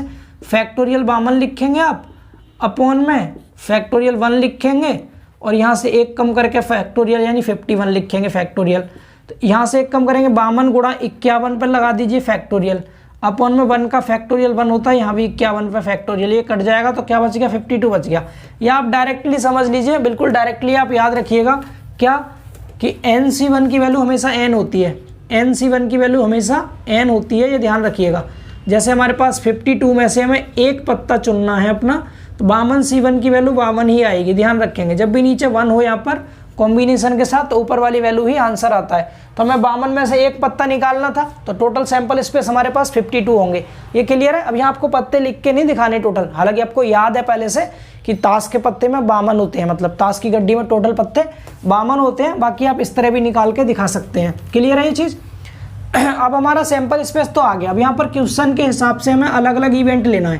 पहले क्वेश्चन में इवेंट बताइए, पहले क्वेश्चन में इवेंट घटना क्या है बेटा, पहले क्वेश्चन की ई बराबर बताइए क्या है, कह रहा है हुकुम का पत्ता हो। जो हम एक पत्ता निकाल रहे हैं वो हुकुम का होना चाहिए।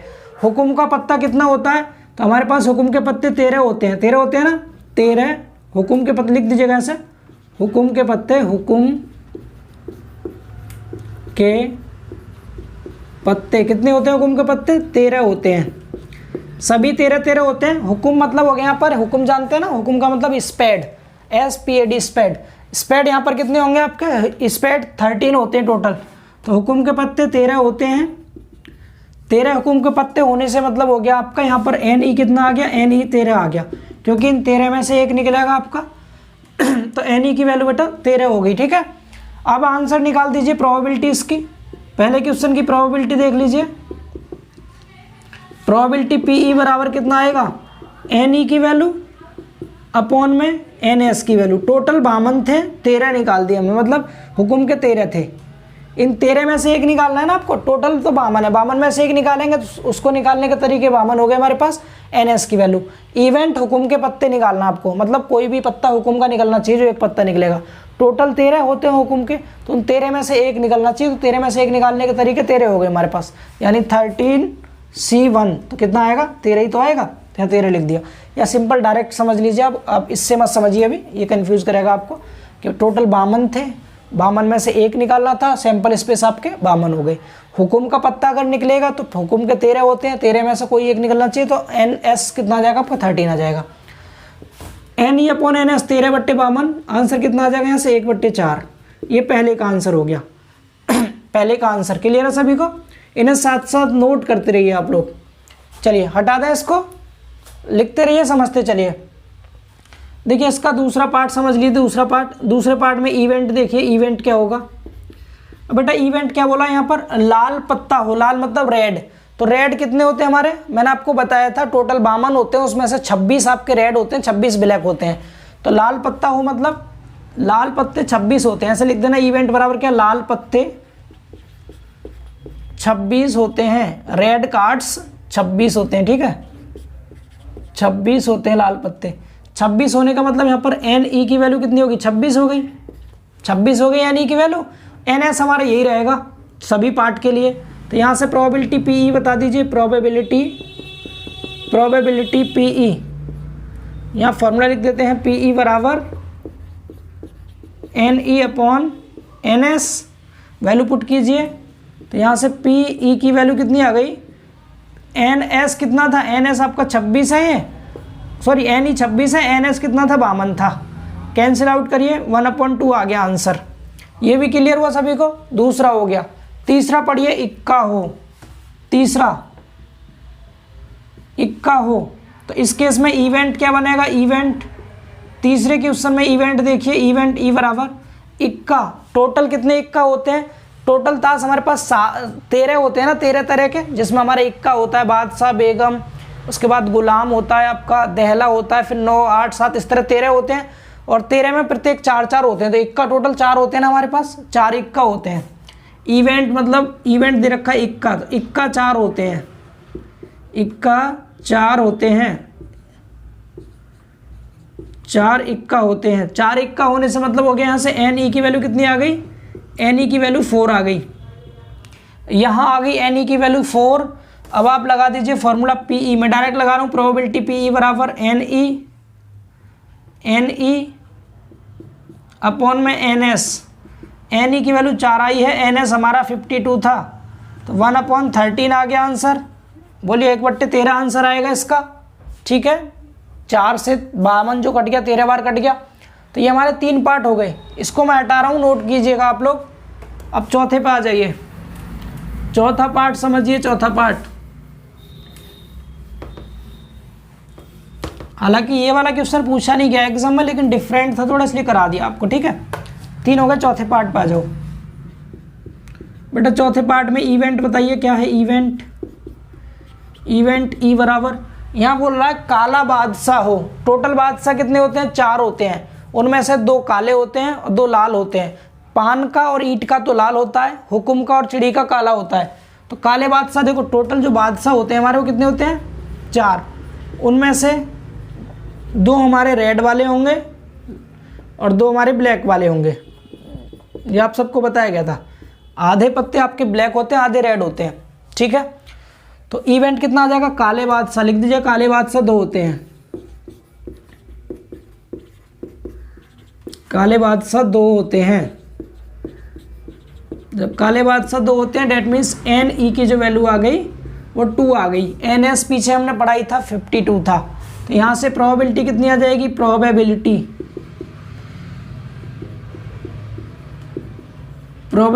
PE बराबर NE अपॉन NS। NE की वैल्यू 2 है, NS 52 था, 1/26 आ गया। ये अगला आंसर हो गया। ठीक है, क्लियर है सभी को ये भाई। चलिए अब पांचवा देखिए, पांचवा पार्ट समझेंगे सभी। इसमें पांचवा में क्या लिखा है, गुलाम बेगम या बादशाह। एक चीज़ ध्यान रखना, जब भी आपको कोई भी इवेंट में या आ जाए, क्या आ जाए या, जैसे मैंने लिख दिया प्रोबेबिलिटी बतानी है मुझे, प्रोबेबिलिटी अब ये नोट में लिख लेना, थ्योरम होती है प्रोबेबिलिटी की, अलग से नोट में लिख लेना। जैसे मैं P A या B निकालना है, A या B, या मतलब बेटा और होता है इंग्लिश में, और तो इस केस में जो हम फॉर्मूला लगाते हैं प्रोबेबिलिटी ऑफ A प्लस में प्रोबेबिलिटी ऑफ B लगाते हैं, बीच में प्लस हो जाता है, इसको इंटरसेक्शन पढ़ते हैं इंग्लिश में, इसको इंटरसेक्शन बोलते हैं। बीच में क्या आ जाता है बेटा, प्लस आ जाता है, बीच में प्लस आ जाता है। ये चीज़ आप थोड़ा याद रखेंगे, ठीक है। तो यहाँ पर या आ रहा है ना, या का मतलब तीनों को जोड़ते जाएंगे हम, तीनों को क्या कर देंगे बेटा, जोड़ देंगे, ठीक है। तो यहाँ लिख दीजिए, देखिए इवेंट क्या, पांचवें क्वेश्चन का, पांचवें क्वेश्चन में इवेंट है हमारे पास गुलाम, तो 4 गुलाम हो गए, 4 गुलाम प्लस बेगम, 4 ही बेगम होते हैं, प्लस बादशाह, 4 बादशाह। यहाँ कलर नहीं दे रखा, ओनली ऐसे ही लिखा है बादशाह। तो टोटल कितने हो गए, 12 हो गए हैं। इन सबको जोड़ दीजिए, NE कितना आ जाएगा, 12।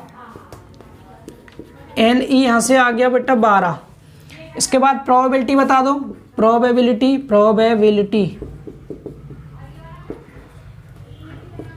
PE बराबर NE अपॉन NS। PE बराबर NE कितना है, 12, NS कितना, NS 52 था। काटिए, इसको कट सकता है क्या, 4 से काटिए, 4 तिया 12, नीचे 4 एकन 4, 4 तिया 12, 3/13 आ गया, 3/13 आ रहा है। बोलिए यहाँ तक क्लियर सभी को। अगला देखिए लास्ट क्वेश्चन, लास्ट क्वेश्चन है लाल पत्ता हो या बादशाह हो। क्वेश्चन नंबर 6, इसमें 6 मतलब इसके पार्ट थे अलग अलग, हर टाइप का क्वेश्चन आपका इसमें क्लियर हो जाएगा। लाल पत्ता हो या बादशाह हो, तो इवेंट बताइए, यहाँ पर इवेंट क्या बन रहा है, इवेंट E बराबर लाल पत्ता हो, टोटल लाल पत्ता कितने होते, 26 लाल पत्ता होते बेटा, 26 लाल पत्ते कितने होते हैं, लाल पत्ते 26। यहाँ से लिख लीजिए इवेंट E बराबर 26 लाल पत्ते, 26 लाल पत्ते प्लस, अब यहाँ कह रहा है या फिर बादशाह, या के लिए प्लस लगाते हैं बेटा, बादशाह 4 होते हैं, उन 4 में से 2 बादशाह तो इसमें शामिल हो गए क्योंकि लाल है, 2 बादशाह लाल होते हैं, 2 काले, तो जो 26 हैं इनमें 2 बादशाह तो ऑलरेडी इंक्लूड हैं, बचे 2 काले वाले, तो यहाँ प्लस में 2 काले बादशाह और जोड़ दीजिएगा, 2 काले बादशाह। यहाँ 4 नहीं लिखेंगे, क्यों नहीं लिखेंगे, क्योंकि इन 26 में 2 लाल वाले बादशाह शामिल है पहले से। टोटल ये 28 हो गया, तो NE कितना आ गया, यहाँ से NE बराबर 28 आ गया। तो इसकी प्रोबेबिलिटी क्या होगी बेटा, इसकी प्रोबेबिलिटी PE बराबर NE की वैल्यू 28 अपॉन टोटल 52 था, काट दीजिए 4 से, 4 7 28, 13 चौक 52, 7/13 इसका आंसर आ गया। बोलिए क्लियर है सभी को। ये क्वेश्चन आपका पूरी तरह से कंप्लीट हो गया, यही आंसर आ रहे थे इसके, ठीक है। तो ये क्वेश्चन, हालांकि दोनों ही क्वेश्चन इंपॉर्टेंट नहीं थे, लेकिन इस तरह के अगर पूछ लिए जाए तो आप कर दीजिएगा अच्छे से, ठीक है। कॉन्सेप्ट इससे और अच्छा हो गया हमारा।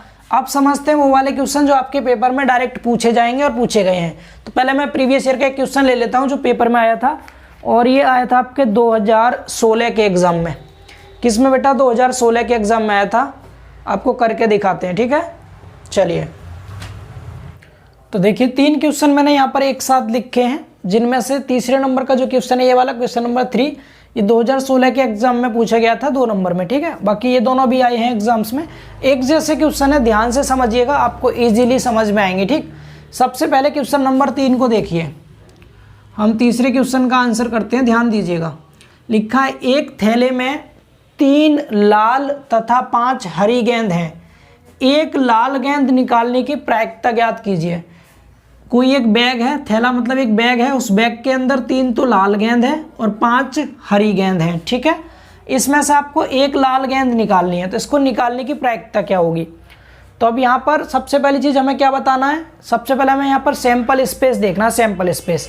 तो आप देखेंगे सैंपल स्पेस का मतलब टोटल हमारे पास कितनी बॉल हैं उसमें से कितनी निकालनी है, यही तो मतलब हुआ। तो हमारे पास कुल गेंद कितनी है, 3 लाल 5 हरी, टोटल हमारे पास 8 गेंद हैं। ये लिख लीजिए आप, कुल गेंद मतलब टोटल बॉल 3 लाल प्लस 5 हरी बराबर 8 गेंद हैं, जिनमें से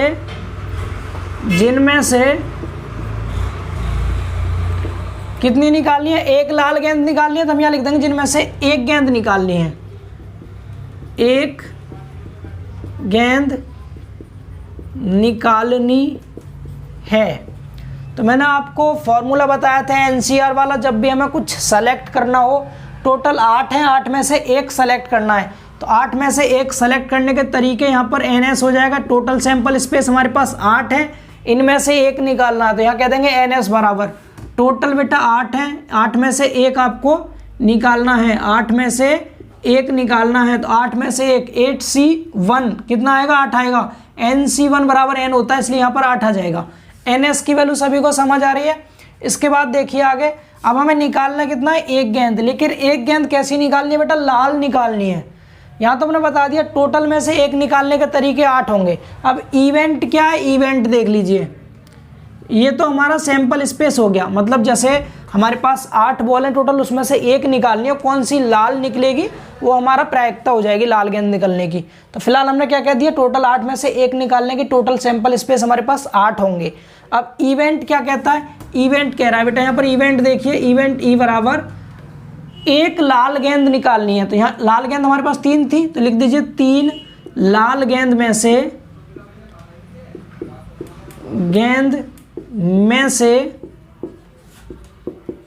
1 लाल गेंद निकालनी है, 1 लाल गेंद निकालनी है। मतलब आपके माइंड में ये आ रहा होगा सर टोटल तो 8 है, 8 में से हमें 1 लाल निकालनी है। तो 8 में से लाल तो निकालनी है 1, लेकिन वो लाल निकलेगी तो इन तीनों के अंदर से, लाल तो 3 ही है हमारे पास। तो जब टोटल सैंपल स्पेस निकालेंगे तब तो 8 में से 1 टोटल हो गया। इवेंट में गेंद लाल है, तो लाल गेंद कितनी, 3 ही तो हैं, तो 3 में से 1 सेलेक्ट कर रहे हैं हम, ये समझेंगे आप, ठीक है। तो यहाँ से NE कितना हो जाएगा, NE हो जाएगा 3C1 बराबर कितना आएगा बेटा, 3 आएगा। बोलिए क्लियर है ये चीज़ सभी को। 8 में से 1 ले रहे हैं तो वो टोटल सैंपल स्पेस। इवेंट देख लीजिए, 3 में से 1 लेंगे क्योंकि लाल गेंद निकालनी थी, लाल 3 थी हमारे पास, 3 में से 1 लेंगे। तो यहाँ से प्रोबेबिलिटी बता देंगे आप, बोलिए प्रोबेबिलिटी PE बराबर NE अपॉन में NS। तो NE कितना है हमारा, NE है 3, NS 8, 3/8 आंसर हो गया। ये देखिए 2 नंबर में आया था, कुछ है क्वेश्चन में, बिल्कुल आसान क्वेश्चन है, कर लेंगे सभी इसे, लिख लीजिए आराम से कर लेंगे। अब देखिए चौथा क्वेश्चन समझते हैं, क्वेश्चन नंबर 4। एक थैले में से जिसमें 6 लाल और 3 काली गेंदें हैं, 1 गेंद, यहाँ पर कितनी गेंद निकालनी है, 1 गेंद निकालनी है एट रैंडम। इसकी प्रायिकता क्या है कि निकाली गई गेंद लाल है, यहाँ भी कह रहा है लाल गेंद निकालनी है, ठीक है, प्रायिकता बतानी है लाल गेंद की। तो यहाँ कुल गेंद कितनी हो जाएंगी, दूसरे क्वेश्चन को समझो, क्वेश्चन नंबर 4 को। 6 तो कितनी है, लाल है, इसमें 6 गेंद होगी लाल, 3 काली हैं, 3 कैसी होगी, 3 गेंद होगी हमारे पास काली, क्लियर, काली मतलब ब्लैक। अब कह रहा 6 और 3 9 होते हैं बेटा 9। अब ये कुल गेंद हमारे पास कितनी है, 9 है, 9 गेंद है जिनमें से हमें 1 गेंद निकालनी है। तो 9 में से 1 निकालने का तरीका 9C1 बराबर 9 आएगा। यहाँ तक बोलिए क्लियर है। इवेंट क्या कह रहा है, इवेंट सुन लीजिए, 1 गेंद निकालनी है आपको, कैसी, लाल। तो यहाँ 1 लाल गेंद निकालनी है, ये तो मतलब हुआ। तो लाल गेंद कितनी थी हमारे पास, 6 थी, तो 6 लाल गेंद हैं, 6 लाल गेंद में से 1 लाल गेंद निकालनी है, ये इवेंट है हमारी। इवेंट सिर्फ इतना है कि हमें गेंद कैसी निकालनी है, 1 निकालनी है लाल गेंद। अब 1 लाल गेंद निकालेंगे तो काली में से तो निकलेगी नहीं, लाल में से ही निकलेगी लाल गेंद। तो क्या कहते हैं, 6 लाल गेंद में से 1 लाल गेंद निकालनी है। जब हमें NS निकालना हो, टोटल में से 1 निकालेंगे, NS हो गया। जब हमें इवेंट देखना, तो इवेंट में लाल बोला है, तो लाल कितनी है, 6 है, तो 6 में से 1 निकलेगी, ठीक है। तो यहाँ 6C1, तो कितना आ जाएगा, ये 6 आ जाएगा। बोलिए क्लियर है, अभी समझ आ जाएगा आपको इजीली। तीसरा करेंगे तो आप खुद कर लेंगे इसे। फिर इसकी वैल्यू है 6, इसकी वैल्यू है 9, काट दीजिए, 3 से काटेंगे आप, 3 दूनी 6, 3 तिया 9, 2/3 इसका आंसर आ गया। बोलिए समझ आया सभी को? ये चौथा क्वेश्चन क्लियर हुआ भाई। अब पांचवा क्वेश्चन समझिए, ये थोड़ा सा इससे हटके है क्वेश्चन, इससे हटके है, इसलिए हमें थोड़ा सा डिफरेंट तरीके से करना होगा। क्यों हटके है, ध्यान से सुनिए। एक थैले में 8 सफ़ेद और 6 लाल गेंद हैं, तो यहाँ तक तो कोई दिक्कत नहीं, हमारे पास सैंपल स्पेस निकल आएगा। हम कह देंगे कुल गेंद, मैं पांचवा सॉल्व कर रहा हूँ, पांचवा, ठीक है। हम कह देंगे कुल गेंद बराबर 8 ये हैं, 8 तो कैसी हमारे पास सफ़ेद हैं बेटा, 8 सफ़ेद हैं, 8 तो सफ़ेद हैं, प्लस में 6 हमारे पास लाल हैं, 8 और 6 14 हो गई। टोटल गेंद हमारे पास 14 है, जिनमें से कितनी गेंद निकालनी है बेटा, 2 गेंद निकालनी है। 2 गेंद एक ही रंग की निकाली जाती हैं, जिनमें से कितनी गेंद निकालनी है, 2 गेंद, 2 गेंद निकालनी है, 2।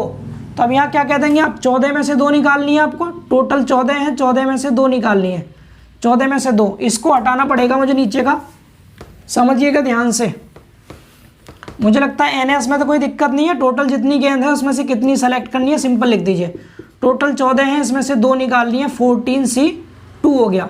14 का मतलब 14 लेंगे फैक्टोरियल में, अपन 2 लिखेंगे फैक्टोरियल में, और गुणा में इन दोनों को माइनस करके 12 लिखेंगे फैक्टोरियल में।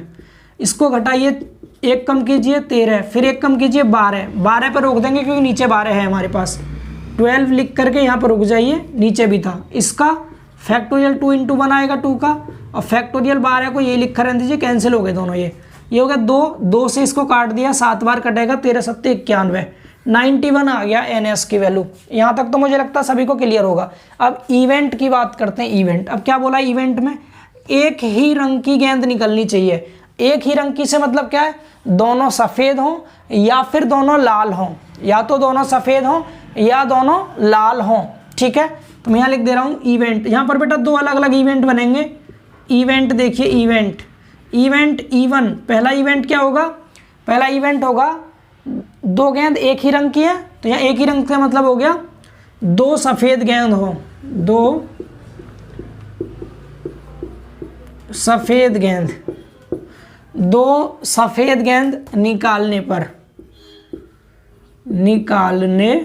पर अगर हम 2 सफ़ेद गेंद निकालेंगे तो हमारा NE कितना आएगा, पहला इवेंट है बेटा NE कितना आएगा, ये NE बराबर सफ़ेद कितनी थी टोटल, 8 थी, 8 में से 2 निकालिए, 8C2 निकालिए, तो फैक्टोरियल 8 अपॉन फैक्टोरियल 2 गुणा दोनों को माइनस करके 6 आया फैक्टोरियल। तो 8 × 7, 6 पे रुक जाएंगे, नीचे 2 × 1 और फैक्टोरियल 6 से 6 कट जाएगा। क्लियर हुआ? ये 4 बार 7 चौक 28 हो गया, 7 को 4 से गुणा कीजिए, 28 आ गया। ये आ गया पहला इवेंट। क्लियर हुआ? दूसरा इवेंट देखिए, इसमें 2 अलग अलग इवेंट बनेंगे क्योंकि एक ही रंग की बात कर रहा है यहाँ पर। ये अगली बार हमने आप पिछली बार सफ़ेद लिया था एक ही रंग की, दूसरी लाल ले लो। इस बार दोनों गेंदें लाल, या 2 लाल गेंद निकालने पर, बेटा दोनों गेंद अगर लाल होंगी तो इसका मतलब यहाँ से आप निकाल सकते हैं NE2 कितना आएगा, NE2 लाल कितनी है, 6 गेंदें हैं, 6 में से 2 चुनना है हमें, तो फैक्टोरियल 6 अपॉन फैक्टोरियल 2 इंटू दोनों को माइनस किया फैक्टोरियल 4। फैक्टोरियल 6 का मतलब हो गया 6 × 5 × 4 पर रुक जाइए, नीचे 4 था। फैक्टोरियल 2 की वैल्यू 2 × 1 इंटू ये फैक्टोरियल 4 है, कैंसिल हो गया, ऊपर 3 बार कट गया, 3 पंजे 15, कितना आ गया डियर, ये 15 आ गया। ठीक है, अब यहाँ से देखिए प्रोबेबिलिटी देखिए, प्रोबेबिलिटी पहले इवेंट की प्रोबेबिलिटी अलग होगी, दूसरी इवेंट की प्रोबेबिलिटी अलग होगी, फिर दोनों को जोड़ देंगे क्योंकि हमें एक ही रंग की होनी चाहिए, तो सफ़ेद हो या लाल हो, और या के केस में मैंने बताया था जोड़ते हैं दोनों को। ठीक है, तो पहले इवेंट के लिए प्रोबेबिलिटी P1 कितना आएगा, NE1 अपॉन में NS, तो वैल्यू रखिए NE1 कितना था, 28 था बेटा, 28 अपॉन में ये 91 था, 91, क्या ये कट जाएगा, बिल्कुल 7 से कट जाएगा, ये कटेगा 7 से 4 बार, 7 चौक 28, ये कटेगा 7 से, 7 × 1 = 7 और बच्चे 2 21, 7 × 3 = 21, 13 बार, 4/13 आ गया ये पहला। ठीक, दूसरी बात PE2 निकालिए, PE2 मतलब NE2 अपॉन में N, ये 5 नंबर में आएगा क्वेश्चन इस तरह का, ठीक है, ये बड़ा क्वेश्चन है NS।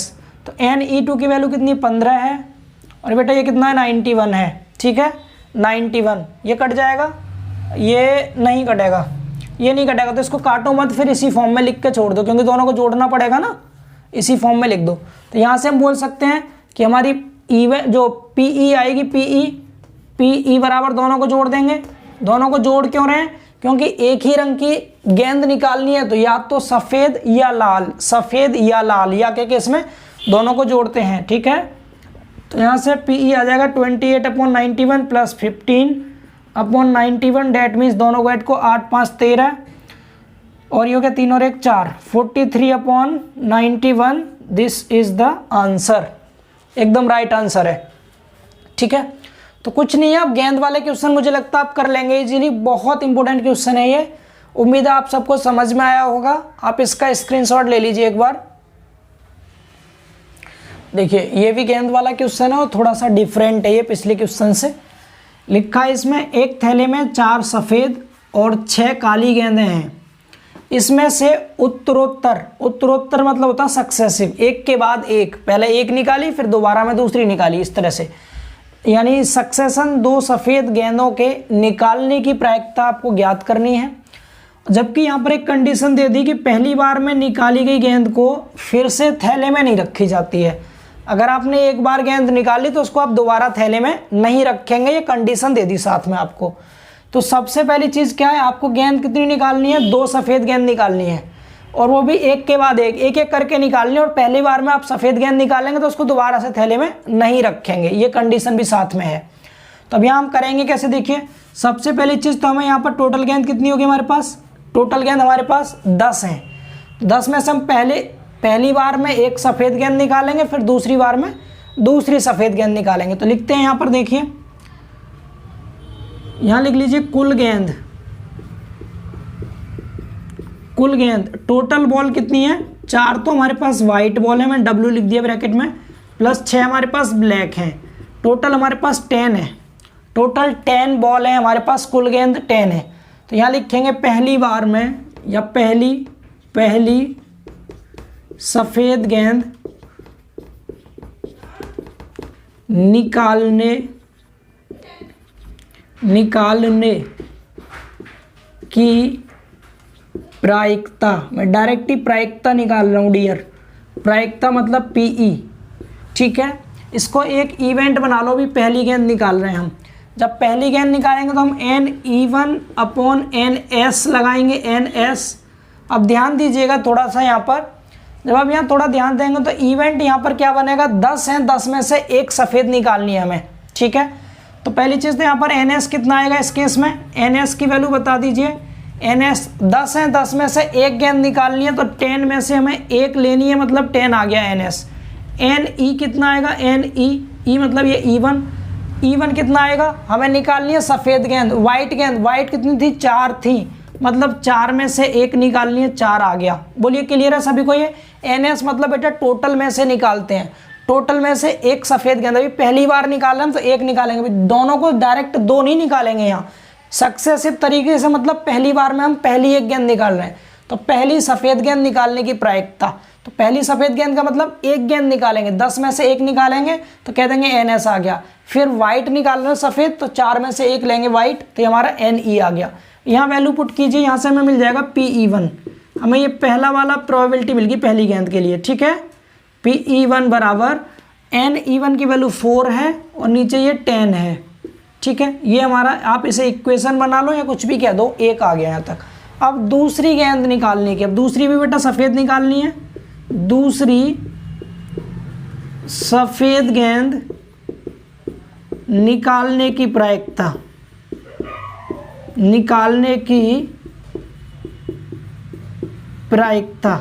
और साथ में यहाँ पर हमें कंडीशन दे रखी है डियर, क्या कंडीशन दे रखी है, पहली बार में निकाली गई गेंद फिर से थैले में नहीं रखी जाती है। तो यहाँ पर इस चीज़ को थोड़ा ध्यान में रखना आप लोग, जब इस चीज़ को ध्यान में रखेंगे तो आपको क्या मिलेगा, यहाँ से फॉर्मूला तो सेम अप्लाई करेंगे हम, यहाँ पर NE2 अपॉन में NS, अब यहाँ पर भी बेटा 1 2 लगा लीजिए, ये भी NS1 कर दीजिए, यहाँ 2 कर दीजिए। रीज़न क्या है, क्योंकि यहाँ पर टोटल गेंद कम हो गई हमारी। जब हम दूसरी सफ़ेद गेंद निकाल रहे हैं तो हम एक पहले निकाल चुके हैं, अब जो निकाल चुके वहाँ से एक कम हो गई हमारे पास। तो अब इस केस में हमारे पास कुल गेंद है कितनी है बेटा, ये तो फॉर्मूला हो गया हमारा फॉर्मूला। तो यहाँ लिख दीजिएगा इस स्थिति मतलब कंडीशन में कुल गेंद कितनी बची डियर, 3 तो बची हमारे पास वाइट और ब्लैक पूरी 6 की 6 हैं। एक वाइट कम हो गई ना, पहली बार में निकल गई, तो यहाँ से हमारे पास 9 गेंद बची, कुल 9 गेंद बची। तो हम NS2 जब निकाल रहे हैं यहाँ पर तो क्या मिलेगा हमें, 9 में से 1 लेनी है। अब इस पहले 10 में से 1 ली थी, अब जो निकाल ली हमने पहली बार में उसको दोबारा नहीं रखेंगे, उसमें तो हमारे पास एक बॉल कम हो गई, 9 बची सिर्फ। अब 9 में से 1 चुनना है तो NS की वैल्यू 9 आ गई। अब NE की कितनी आएगी बेटा, E की वैल्यू बता दो। तो इस बार वाइट कितनी, 3 बची हैं, 3 में से 1 सेलेक्ट करनी है हमें, तो 3 आ गया। अब 3/9 यहाँ वैल्यू रखिए तो यहाँ से PE2 आ जाएगा, PE2 बराबर कितना आएगा, NE2 की वैल्यू 3 है, यहाँ 3 ले लिया, अपॉन में NS2 की वैल्यू 9 है, 9 3/9 आ गया। इसको काट सकते हैं यहाँ से, अब 1/3 आएगा, 1/3 ठीक है। इसको भी काट दीजिए, जो पहली इक्वेशन थी आपकी 2 से, तो ये आपका 2/5 आता, एक इक्वेशन, 1/3 दूसरी इक्वेशन। अब ये आपके अलग अलग निकल गई दोनों चीज़ें, ठीक है। अब यहाँ ध्यान क्या देना है, हमें यहाँ पर क्या निकालना था, 2 सफ़ेद गेंद निकालनी थी सक्सेसिव तरीके से, पहली गेंद एंड फिर दूसरी सफ़ेद गेंद। यहाँ पर एंड का यूज हो रहा है, या का नहीं। मतलब जब हमारा और का यूज होता है, मैंने आपको थ्योरम लिख ही देता हूँ इधर। अब बेटा ये थ्योरम जरूर नोट कर लेना प्लीज़ करके। क्या थ्योरम ये है, पहली थ्योरम देखिए, जब हमें प्रोबेबिलिटी निकालनी हो ए या बी की निकालनी हो तो हम PA + PB करते हैं। जब या का केस बनता है ना, इसमें ये अपवर्जी कंडीशन होती है हमारी, एक्सक्लूसिव इवेंट कहते हैं इसको। इस केस में दोनों को जोड़ते हैं, ये पहला हो गया। दूसरा सुनिए, हमारा दूसरा थ्योरम क्या है, ये प्रोबेबिलिटी की थ्योरम होती है, मैंने आपको लिखवाई नहीं थी, इन 2 को जरूर याद कर लेना। PA, अब यहाँ या की जगह और होगा, और मतलब बेटा एंड होगा, इंग्लिश में एंड, A और B के केस में PA और गुणा PB करते हैं, इनटू करते हैं PB। ये चीज़ का थोड़ा सा ध्यान रखेंगे आप। अब आप इन दोनों को यहाँ पर जोड़ेंगे नहीं डियर, इन दोनों को जोड़ेंगे नहीं बल्कि मल्टीप्लाई करेंगे। जोड़ते कब, या तो हमें पहली गेंद लेनी होती, अगर हमें ये कह देता कि एक सफ़ेद गेंद हो या दूसरी काली गेंद हो, या का यूज करता, तब तो हमें क्या करना होता, दोनों को जोड़ना होता। अब हम एंड का यूज करेंगे, 2 सफ़ेद गेंद चाहिए ना, पहली सफ़ेद गेंद की प्रोबेबिलिटी एंड दूसरी सफ़ेद गेंद की प्रोबेबिलिटी, एंड मतलब और का यूज कर रहे हैं। तो इस केस में हमारा जो PE आएगा बेटा, गुणा हो जाएगी दोनों की, PE बराबर जो आएगा निकल के वो आएगा PE1 मल्टीप्लाई PE2। दोनों की वैल्यू रख लीजिए, कितना कितना है, पहली वैल्यू आई थी 2/5 गुणा दूसरी वैल्यू आई है 1/3, मतलब ये आ गया 2/15। 2/15 हमारा आंसर हो गया। क्लियर है सभी को ये? तो इसका आंसर एकदम राइट है, यस यही आ रहा है। ये क्वेश्चन प्रीवियस ईयर के एग्जाम में पूछा गया है, अच्छा क्वेश्चन है, लॉजिकल क्वेश्चन है, उम्मीद है आप समझ पाए होंगे। इसको नोट कीजिए, फिर अगला गेंद वाला क्वेश्चन लिखते हैं। एक गेंद का क्वेश्चन तो आपके पेपर में आएगा ही आएगा जरूर, ठीक है। तो जितनी तरह के क्वेश्चन है ये सब कर लेते हैं हम इनको, फिर ताश की गड्डी के एंड अदर क्वेश्चंस करेंगे। नोट कीजिए इसको।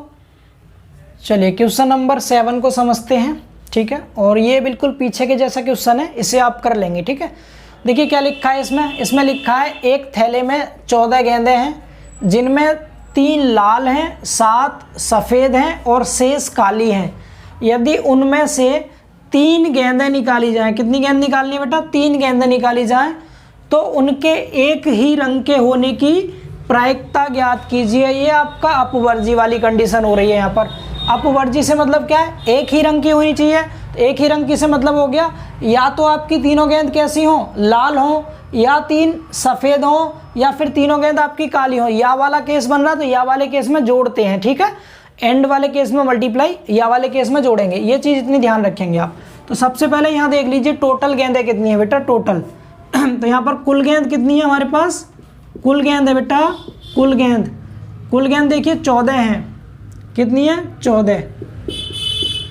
टोटल गेंद 14 हैं। और ये 14 गेंदें किस तरह बटी हुई हैं, इनमें 3 तो रेड हैं, R फॉर रेड, 7 इसमें वाइट है, सफ़ेद है, 7 और 3 कितना हो गया 10 हो गया बेटा। और शेष काली है, तो काली कितनी बची 4 ही तो बची, ब्लैक 4 बची ब्लैक। समझ पा रहे हैं? इस तरह से 14 गेंदें थी। ये रेड मतलब ये लाल, आर मतलब रेड हो गया, ये वाइट हो गया, ये ब्लैक हो गया, ठीक है। अब इसके बाद हमें चुननी कितनी है, इसमें से 3 गेंद निकालनी है।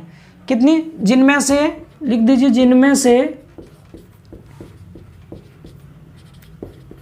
3 गेंद निकालनी है।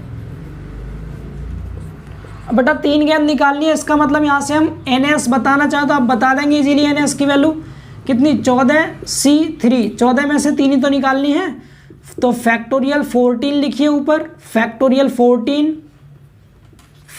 14 अपॉन फैक्टोरियल 3 इंटू माइनस करके 11 बचेगा फैक्टोरियल 14 इंटू 13 इंटू 12 इंटू 11 पर रुक जाएंगे, नीचे 11 है इसलिए 3 को खोलिए, 3 इंटू 2 इंटू 1 और 11 से 11 कैंसिल हो गया। इसको काट दीजिए, देखिए इससे काटिए, किससे, इससे काट लीजिए इसको, ये हो गया 6, 6 से 12 कट गया, 2 बार कट गया ना। तो आगे तो 14 है और 13 दूनी 26, 26 और 14 का मल्टीप्लाई कीजिए। मल्टीप्लाई करना आता है सभी को, 14 का टेबल याद है, पढ़ लीजिए। 14 का 6 में कीजिए, कितना हो गया 14 छिंग 84 होता आई थिंक 8, 14 दूनी 28, 28 और 8 36, ठीक है। क्लियर है सभी को? अलग अलग करके देख लीजिए, 4 छिंग 24, 2 4 दूनी 8, 2 10, फिर से 6 और ये 2 4 6 3, सही है 364 आएगा, ठीक है। अब इसके बाद देखिए 364 आ गया आपका, ये कितना आ गया 364, 364 NS की वैल्यू आ गई। अब यहाँ पर इवेंट बेटा 3 अलग अलग बनेंगे, एक ही रंग की गेंद की बात कर रहा है। एक ही रंग की से मतलब क्या है, 3 गेंद कैसी है, इवेंट बना दे रहे हैं यहाँ अलग अलग हम। इवेंट पहला इवेंट क्या हो जाएगा, यदि तीनों गेंदें लाल, पहले लाल ले लेते हैं, लाल हो। अगर तीनों गेंदें लाल हो तो, अगर तीनों गेंदें लाल होंगी तो यहाँ पर N इवन कितना आएगा हमारा, लाल हमारे पास 3 है, 3 में से ही तीनों को सेलेक्ट कर लेना है तो 1 आएगा, 3 में से तीनों को निकालना 1 आएगा। ये तो आता होगा आपको सबको, NCN की वैल्यू निकाल के देख लीजिएगा। Factorial 3 upon factorial 3 minus factorial 0 cut गया, ये फैक्टोरियल 0 की वैल्यू 1 होती है, मतलब 1 आ गया। NCN की वैल्यू हमेशा 1 होती है, ये चीज़ आप लोगों को याद रखनी है, ठीक। इवेंट मिल गया तो यहाँ से हम प्रोबेबिलिटी बता सकते हैं P-E1 क्या आएगा, N-E1 की वैल्यू अपॉन में NS की वैल्यू 1/364, ये 1 बन गया, ठीक। दूसरा इवेंट देख लीजिए, इवेंट नंबर 2, अब आप समझ गए होंगे। इवेंट नंबर 2 क्या आएगा, यदि तीनों गेंद रेड के बाद कैसी वाइट हो, सफ़ेद हो तो अगर सफ़ेद होंगी तो NE2 कितना आएगा यहाँ से बेटा, NE2। अब सफ़ेद कितनी है, 7 हैं, 7 में से 3 निकालनी है, 7C3, 7 फैक्टोरियल अपॉन 3 फैक्टोरियल और माइनस करने पर कितना बचेगा, 4 बचेगा, 4 फैक्टोरियल। तो 7 को कीजिए 7 गुणा 6 गुणा 5, नीचे 4 है, 4 पर रुक जाइए, इनको खोलिए 3 गुणा 2 गुणा 1 और 4 फैक्टोरियल पीछे था, ये कट गया। मल्टीप्लाई 6 से 6 कट गया पूरा, 3 दूनी 6 से 6 कट गया, 7 पंजे 35 आ गया, 35। तो यहाँ से हम बता देंगे P-E2 की वैल्यू कितनी आ रही है, 35 और बट्टे में 364 NS की वैल्यू, ये दूसरा आ गया। तीसरा एक और, 4 बॉल हमारी ब्लैक है, तीसरा इवेंट एक और लास्ट बना लीजिए, इवेंट नंबर 3 E3 क्या होगा बेटा यहाँ पर, यदि तीनों गेंद कैसी हो, काली हो, ब्लैक हो, काली हो तो, अब तीनों गेंद काली होंगी, इसका मतलब क्या है हमारे पास, यहाँ लिख देते हैं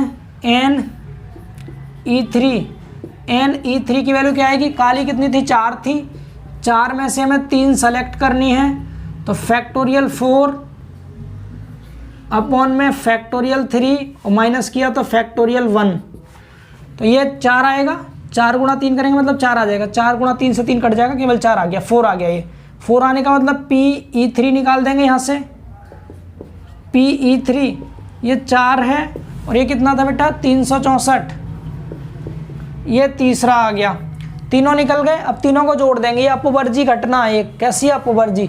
अपवर्जी क्यों है? एक ही रंग की हो। एक ही रंग से मतलब हो गया बेटा या तो कैसी होंगी, वो लाल होंगी या सफ़ेद हो या फिर तीनों काली हो। या वाला कंडीशन बन रहा है, तो या वाली कंडीशन में क्या होगा लिख दीजिएगा, एक ही रंग के लिए, एक ही रंग के लिए, एक ही रंग के लिए पी ई बराबर PE1 plus PE2 plus PE3। अब तीनों को जोड़ना आपको बहुत अच्छे से आता है, जोड़ सकते हैं इसे। इधर जोड़ दे रहे हैं, इधर जगह नहीं थी तो यहाँ जोड़ देना, तो PE निकल के कितना आएगा, PE पहला कितना था 1/364, 35/364, 1/364, 35/364 और अगला वाला 4/364, तो 35 और 5 40 हो गया, 40/364। या तो काट लीजिएगा इसको या फिर इतना ही छोड़ दीजिए, हालांकि 4 से कट भी जाएगा ये, यहाँ तक भी छोड़ सकते हैं आप, ये आपकी चॉइस है, ठीक है। तो सही है 40/364 मतलब 10/91 आ रहा है। अगर आप 4 से काटेंगे तो ऊपर 10 बचेगा, नीचे 91। 4 से काटने पर ऊपर तो 10 बचेगा और नीचे 91 बचेगा, ये आंसर हो जाएगा। तो बोलिए क्लियर है? इतना कर लेंगे सभी लोग इसको। चलिए अब इसको हटाते हैं और अगला क्वेश्चन देखते हैं। चलिए समझते हैं अब क्वेश्चन नंबर 8। गेंद वाले सारे क्वेश्चन हमने कवर कर लिए। ये ताश की गड्डी वाला है और जस्ट पीछे हमने एक क्वेश्चन किया था उसके जैसा ये क्वेश्चन है। देखिए क्या लिखा है, क्रमिक रूप से 2 बार ताश की गड्डी से पत्ता खींचने पर। कैसे खींच रहे हैं हम? क्रमिक रूप से मतलब सक्सेसिव तरीके से खींच रहे हैं। पहले एक खींचना है, उसके बाद दूसरा खींचना है। तो गड्डी से कितने पत्ते खींच रहे हैं हम? 2 बार ताश की गड्डी से पत्ता खींच रहे हैं। अब कह रहा है बादशाह यानी किंग प्राप्त होने की प्रोबेबिलिटी ज्ञात कीजिए। आपको बादशाह प्राप्त होने की प्रोबेबिलिटी बतानी है, कितनी होगी। साथ में कह दिया जबकि खींचे गए पत्ते को पुनः गड्डी में नहीं रखा जाता। जैसे हमने पीछे देखा था कि जो हम गेंद जो थैले में से निकाल ले रहे थे, उसको निकालने के बाद दोबारा से थैले में नहीं रखा जा रहा था, वैसे यहाँ पर है ताश की गड्डी है। 52 ताश होते हैं गड्डी में, मतलब ताश में तो टोटल जो पत्ते होते हैं 52 होते हैं एक गड्डी में। तो 52 पत्तों में से आपको पहले एक पत्ता निकालना है। तो पहली बार में बादशाह आने की प्रायिकता निकालनी है। जब दूसरी बार में निकालेंगे तो पत्ते आपके पास 51 रह जाएंगे, एक कम हो जाएगा ना, 52 में से एक निकल जाएगा, 51 रह जाएंगे। उन 51 में से 3 बादशाह बचेंगे, एक आप निकाल चुके, फिर 3 को सेलेक्ट करके निकालना होगा। समझिए क्या कहना चाह रहे हैं हम यह कहना चाह रहे हैं, सबसे पहली चीज़ यहाँ लिखेंगे आप क्या, प्रथम बार में बादशाह आने की प्रायिकता,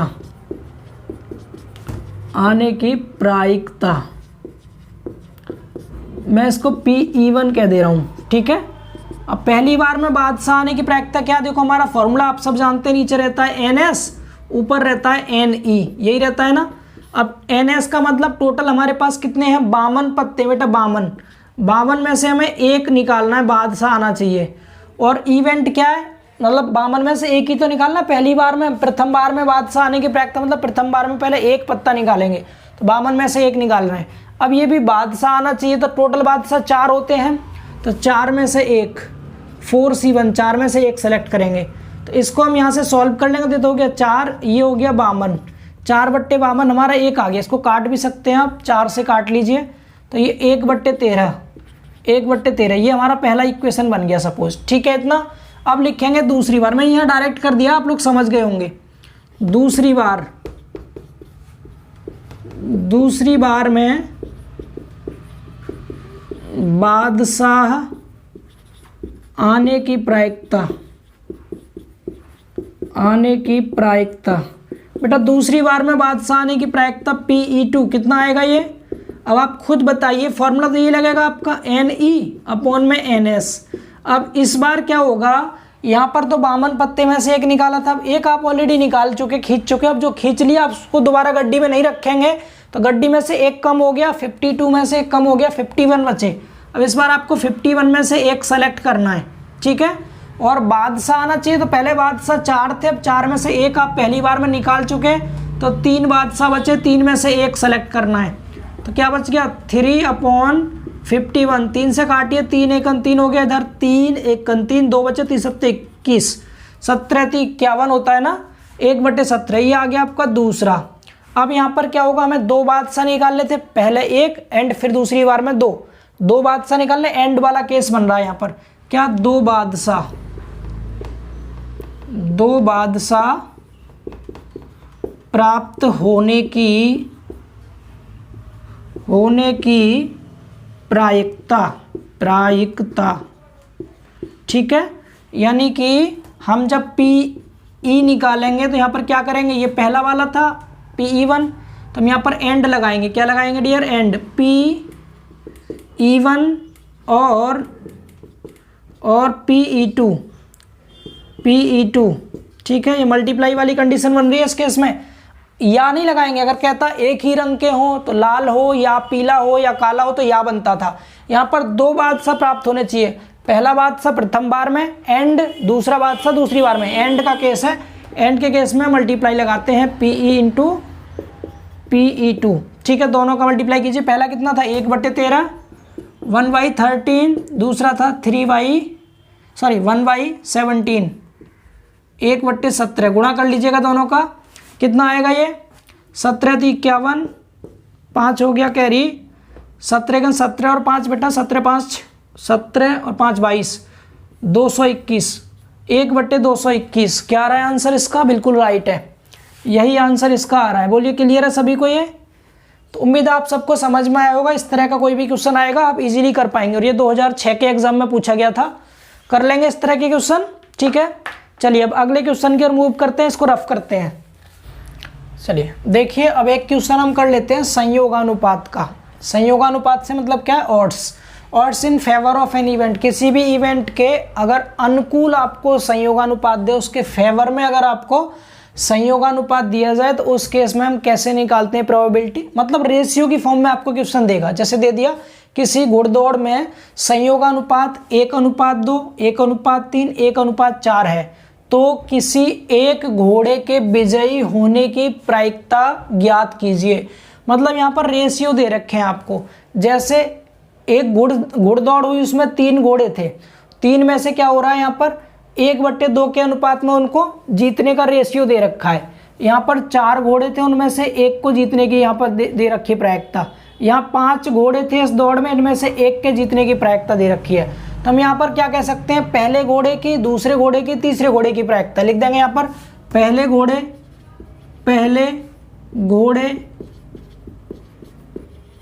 के जीत की प्रायिकता, ठीक है। जब भी आपको इस तरह से दिया जाए तो PE1 कह देंगे इसको हम, पहले घोड़े के जीत की प्रायिकता। तो जब भी आपको रेशियो के फॉर्म में क्वेश्चन दिया जाए तो सिंपल ये पहला वाला लेना आप जीतने के लिए, पहला वाला अपॉन में दोनों को जोड़ करके 1 + 2 क्या आ गया, 1/3 आ गया। अब यहाँ अगर आपका ऐसा होता 2:3 तो क्या करते हैं, पहले 2 लेते, अपॉन में 2 + 3 यानी 2/5 आता। समझ पा रहे हैं, इस तरह से रेशियो के पहले वाले नंबर को ऊपर लेंगे जीतने की कंडीशन में, इसके बाद फिर नीचे क्या लेंगे हम, दोनों का सम ले लेंगे, ये आ गया। सेम ऐसे ही लिख देंगे दूसरे घोड़े के जीत की प्रायिकता या जीतने की प्रायिकता कह दीजिए PE2 में क्या आएगा, ऊपर 1 है, अपॉन में 1 + 3 कितना हो गया, ये 1/4 हो गया, क्लियर। इसके बाद तीसरे घोड़े की जीत की प्रायिकता यानी PE3 कितना 1/4 है तो 1 + 4 डेट मीन्स 1/5 आ गया। अब इन तीनों में से जीतेगा तो कोई एक ही, यानी यहाँ क्या बोला है, तो किसी एक घोड़े के विजयी होने की प्रायिकता, तो लिख दीजिए किसी एक घोड़े के जीतने की प्रायिकता, जीतने की कह दीजिए आप या विजयी होने की प्रायिकता, तो इसको हम PE बोलेंगे, PE। तो PE से मतलब क्या हो गया, या तो पहला घोड़ा जीता होगा इनमें से, या पहला घोड़ा जीता होगा या फिर दूसरा घोड़ा जीता होगा या फिर तीसरा जीतेगा, तो कोई एक ही तीनों में से। Yes sir. अब या लगा हुआ है, या का मतलब प्लस करते हैं, तीनों को क्या करेंगे प्लस, PE1 प्लस PE2, जब भी या का यूज किया जाएगा और कहते हैं इसको इंग्लिश में, तो उस केस में प्लस का यूज करेंगे, एंड के केस में मल्टीप्लाई का यूज करते हैं। ये अपवर्जी कंडीशन होती है, एक्सक्लूसिव केस है ये किसी भी इवेंट का। जोड़िए कितना कितना है, 1/3 प्लस 1/4 प्लस 1/5, एलसीएम कितना आएगा 12 पंजे 60, 3 से काटो 20 बार, 4 से काटो 15 बार, 5 से काट दो 5 एकन 5 1 और 5 दूनी 10, 12 पंजे 60, 12 बार। कितना आ गया ये निकल के 35, 35 10 45 और 2 47, 47/60 आ गया, 47/60। ठीक है, सही है, 47/60 यही है। तो अभी हमने कितने क्वेश्चन कर लिए, 9 क्वेश्चन कर लिए। ठीक है, और प्रत्येक क्वेश्चन में मिनिमम 5 मिनट का भी टाइम लगता है, तब भी 9 पंजे 45, लगभग 45-50 मिनट लग गए होंगे इसमें। 1 घंटे का आपका कॉन्सेप्ट था, तो मिनिमम 2 घंटे के समथिंग लेक्चर पहुंचा होगा। तो आज के इस लेक्चर में हम इतना ही रखेंगे। मैं आपको इसका एक और पार्ट दूंगा जिसमें इसके केवल क्वेश्चन प्रैक्टिस करेंगे, क्योंकि आज कॉन्सेप्ट भी हमने कवर किए थे, फॉर्मूले को भी डिस्कस किया था, सभी टर्म को समझा था, तो थोड़ा टाइम कंज्यूम हो गया हमारा। लेकिन अगले जो लेक्चर में केवल क्वेश्चन प्रैक्टिस कराएंगे, इसका एक और पार्ट देंगे, छोटा, बहुत बड़ा नहीं रहेगा, मैक्स टू मैक्स 40-50 मिनट का लेक्चर रहेगा, उसमें एक पार्ट और कर लेंगे। ठीक है, उसके बाद फिर हायर ऑर्डर के डिफरेंशियल इक्वेशन की ओर मूव करेंगे। तो इन क्वेश्चंस की प्रैक्टिस कीजिएगा आप लोग। ठीक है, जो आपको करा दिए गए हैं, हो सके तो आपके पास बुक हो तो और भी क्वेश्चंस को लगा के देखना इसी कॉन्सेप्ट के बेस पर। हो सकता है आपको अच्छे से क्लियर हो गया हो कॉन्सेप्ट, तो आप कर पाएँ क्वेश्चंस को। नहीं कर पाएंगे तो आप कमेंट करके बता दीजिएगा, आपको एक और लेक्चर दे देंगे। इसका लेक्चर चाहिए या नहीं, ये आपको कमेंट सेक्शन में बताना है सभी को कि इसका पार्ट 2 चाहिए क्वेश्चंस प्रैक्टिस, या आप कर लेंगे खुद से क्वेश्चंस प्रैक्टिस, हायर ऑर्डर के क्वेश्चंस कराएं आपको, मतलब हायर ऑर्डर चैप्टर को कराएं। ये कमेंट सेक्शन में आप सबको बताना है, मुझे वेट रहेगा कमेंट्स का। तो मिलेंगे फिर बहुत जल्द अगले लेक्चर में, तब तक के लिए बाय बाय, टेक केयर।